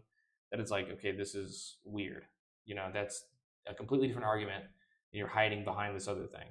I think we can have maybe like a score-based immigration system, have people immigrate. You seen that meme where it's the dude at the check zone and it's like hot women coming in and it's an ugly woman? He's like, nope. The hot woman, he's like, that's fine, approve, dude. approve. We'll kick the tortas out. We'll bring in all the hot Latinas, dude. Hey, we've been in the military a long time. There's a lot of torta hunters in this military. There is, but there's well hunters. Some people going hog hunting. Yeah. Twerk for bits. Ass reveal for Big Gassy. Okay. Are you guys swingers? Do you have Only shower together? Oh wait, so are you guys swingers? Are you a swinger? Only from an 8-foot rope. That's fucking okay. Nice. Okay. Do you shower together during times of drought? We shower together in the military when we're out in the field. You know, you gotta conserve water. Right. Full it's important. Contact. We're hugging. We're part of the Green Party. We're very big into conserving natural resources. Yeah. When is the bikini try-on haul? Twerk for bits. I'm going to hit a blinker with your ass gas. Call me Quavo or take off. Okay. Guy on the left, flip your hat forward. I thought I was on the left. You are on the left. So guy on the right, he means flip your hat forward if you're brewing up a gassy surprise. You trying to meet and cheat? Can I buy Right Guy's gas water? Guy on the right, sorry. Oh, okay. Do the immigrants have gas rights? Let the ones with the nicest pom-pom into the country. 10 lashings for me. I've been a bad kitten, uwu. Do you guys have a say on political and economic state of the world right now? Yes. I think that's a really good Right guy. That's like, do you feel about Sky? Like, sure, dude. Well, it says, what do you guys have to say, like, on the political and economic state of the world? But that's a meaning that's so broad. It's like, well, I mean, yeah. What are your thoughts on water? Well, I mean, that's like saying, like, what's your overall opinion of world economics? Like, and how about the working? It's like, how do you justify that into opinion? There's some good, there's some bad. It was the best of times. It was the worst of times. Big Gassy, please give the road signs back. I have been T-boned twice this week. Guy on the right, you prefer Gassy or Torta? Lolo at 8-foot rope. Oh God, Torta. I feel so flaccid and smelly. Oh wow, a naughty little chinchilla, and they need a dust bath. Oh, that because the chinchillas, they can't bathe in water. They do a dust bath. Oh, it's really cute. I had water in India and made me gassy for a week. Tight femboy or loose torta? What is your answer to that? Loose torta. I think I'll go tight femboy, dude. I respect your choice. Yeah. I feel like the femboy would be less smelly. Yeah, that's fair. They're probably smells a big thing clean. For me. They're probably very hygienic. I had water in India and it made me gassy for a week. Well, yeah. Why would you drink or eat anything in India? Yeah, well, watching those like TikTok videos of people like the street food in India. Yeah. Have you done the India Google Maps trash game? No, but I would get my own iodine tablets and purify my water, especially depending on where you're getting your source. But no, I haven't done the trash game. So there's a game you can play with a friend. It's whoever can go on Google Maps Street View in India and not see trash first wins. And it's fucking hard, dude. It is actually hard. I got told to take my hoodie off, but they said jumpers, so they're obviously not from the States. Hat guy, please strip naked. How many burgers do you guys eat a week? play Fortnite and take an item of clothing off for every kill. I feel like it should be the opposite. Like every time we die, it's like you're being punished. Yeah, I don't really eat too many burgers through the week, but I do eat a lot of Korean barbecue because Korean barbecue is like shit. We both ate Korean barbecue today. Yeah, play Fortnite and take an eye for every kill. New Delhi is not for beginners. I would not go anywhere in India. I think. I mean, it just there's no trash in. I mean, we already have a really good connection, but I think I'd rather eat Indian street food. Yes, if I want to suck the gas out. I'm already smelling it right here, and oof. Eat street. Oh, okay. Yeah, put the mic up your ass for Chris. Okay. Oh, this is interesting. Have you guys been to Agartha? Are you familiar with Agartha? Are you serious? Yeah, I'm serious. Okay, so Agartha. Agartha, these balls. No. That didn't work. But I don't know. Agartha is a fun conspiracy theory, like the Earth being hollow, and there's like a civilization called Agartha in the Hollow Earth. It's a fun one. So I like the ice wall theory. Right, yeah, flat Earth, all that.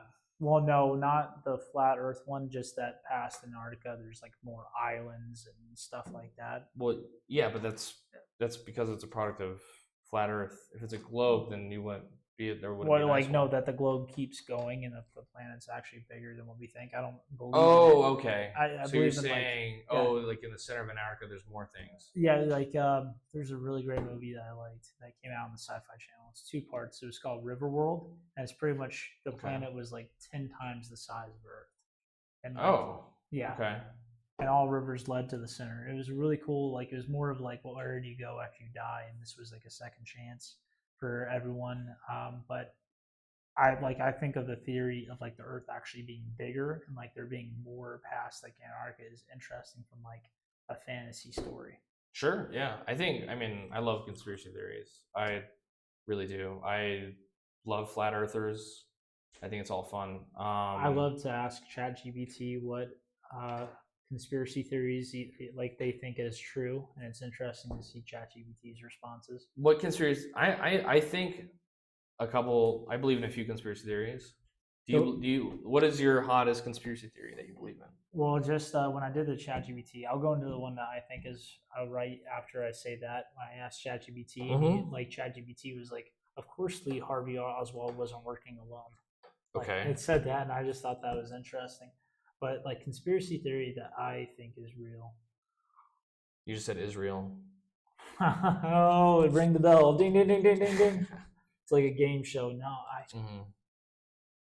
I think we've done stuff with like I think other universes do exist, and that we have attempted to open that door already. I think that's already. So like the Hadron Collider. Yeah, I think that one is. It's so funny. So you bring up a lot of stuff because like Tiana was on last night and she was saying a lot of these things. I didn't watch it. No, I know you didn't. I'm just saying it's kind of funny that like it kind of looped back to the same thing.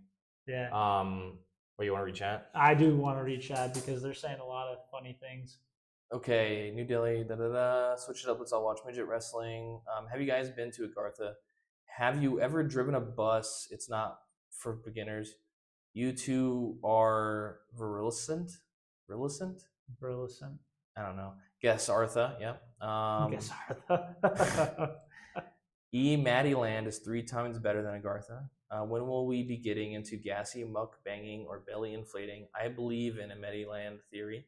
Can you get a micro cam and put it in your urethra? I heard that's where Agartha is found. It'd have to be a micro cam because mine's already micro. So yeah. I need a urethra stream right now. Smegma tasting sesh when? Can I get a gassy prostate exam? Would you rather eat Agarthan smegma or ice wall smegma? Ooh, I think Agarthan. Well, if it's hot, ice wall. That is true. Yeah, you probably would be better at cold. It's about to get cold. That's what the old saying is. Instead of revenge is a best dish. No regrets. It's a smegma as a dish best served cold. Mm. Would you guys rather have gassy farts or fluoride in your tap water? Fluoride. Yeah. Do you guys believe in Tangri? I don't know what that is. Please, can we play the gassy game show from Uzbekistan? Have you guys ever put a pencil in your urethra? No. I bet you're ticklish. No, the pencil. I used to be very ticklish. I'm not ticklish anymore. Not really. Are you a ticklish person? Nope. I don't think you are. You don't look ticklish. Nope. It used to piss off my ex-girlfriend. Byzantine Empire versus the Abbasid Caliphate, which had more gassy goth femboys. Oh, I think it would probably be the Byzantines because they were probably closer to the Goth Empire and the Astrogoths. Can you taste the smegma of all races and determine which is best? It's been so long since the Xenopost actually based. Wait, Maiden Morris. Oh, nice. Yep. Have you heard of Saijan's rat games? You look so snuggly, tickle each other. I don't even know where to go. No, it's just some interesting comments. How many of these dudes do you actually know? I don't know most of these people. Besides Oliver. I don't know any of these. I don't know Ghosto Boy, Ghost Baby. I don't know Iggy. I don't know Biz, Geezer, Gary. Can you explore? Yeah, okay. I think these guys are Maidenless Morris. I don't know any of these people. I'm glad they're here though. I think this is great. They're livening up the session. Yeah. Thank you all for your follows and subscriptions. That's nice. Makes me feel wanted and needed and gassy. Oliver's still my favorite. It's basically a game with rats. Okay. My conspiracy theory that I believe. I think MLK was killed by the FBI. I don't think James Earl Jones. No, fuck. James Earl Jones is Darth Vader. James Earl Ray. I don't think he killed MLK. Oh my God, James Earl Jones. Just being like, Luke, I'm gonna shoot this motherfucker. That's fucking stupid. Oh man. I had a dream of Yoda. You had a dream of Yoda? Yeah. Oh, okay. Okay. You know, how long do you usually run the stream for? I'm curious. How long? Not this long. Oh yeah, we going. This has been fun. I know it's late. No, it'll be good. I gotta get up at 4. Yeah, we can end the stream now. We'll reach out one last time, do closing comments, and then dip out. Get a couple hours before my flight. Okay. Can you explore? It's basically Game with Rats. We are from Agartha. Nice. Thanks, baby. So same time next week on the clicker training session. I don't know what that is. But whenever you want to come on, dude. Oh, Iggy, thank you for the follow. The reason Bryce brings up same topics is because our brains are similar.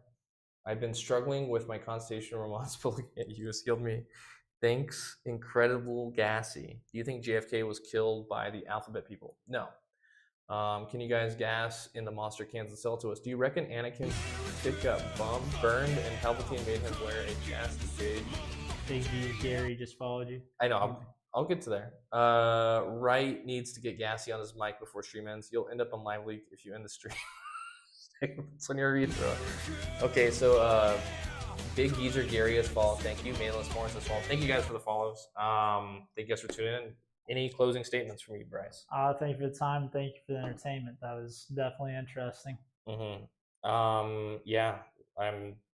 This has been great. Thank you guys for watching. This has been awesome. Just one final gas by. I guess you just got to hold the mic up to your ass and let go. I think no. Because if you give in that early, they'll never come back. You need to keep them wanting. You gotta tune in for next time. I have to tease it. I have to do like a. Okay, I don't want. Okay, I feel dirty right now. It's getting too late. But all right, guys. Wait. If you end stream, you will become a campfire story. Hopefully, a good one. Can you guys give the 5 gas salute? Okay, flash us. Sorry, buddy. Best show, better than mine. You did great. It'd be great to have you on again too. Gas us. Gas us.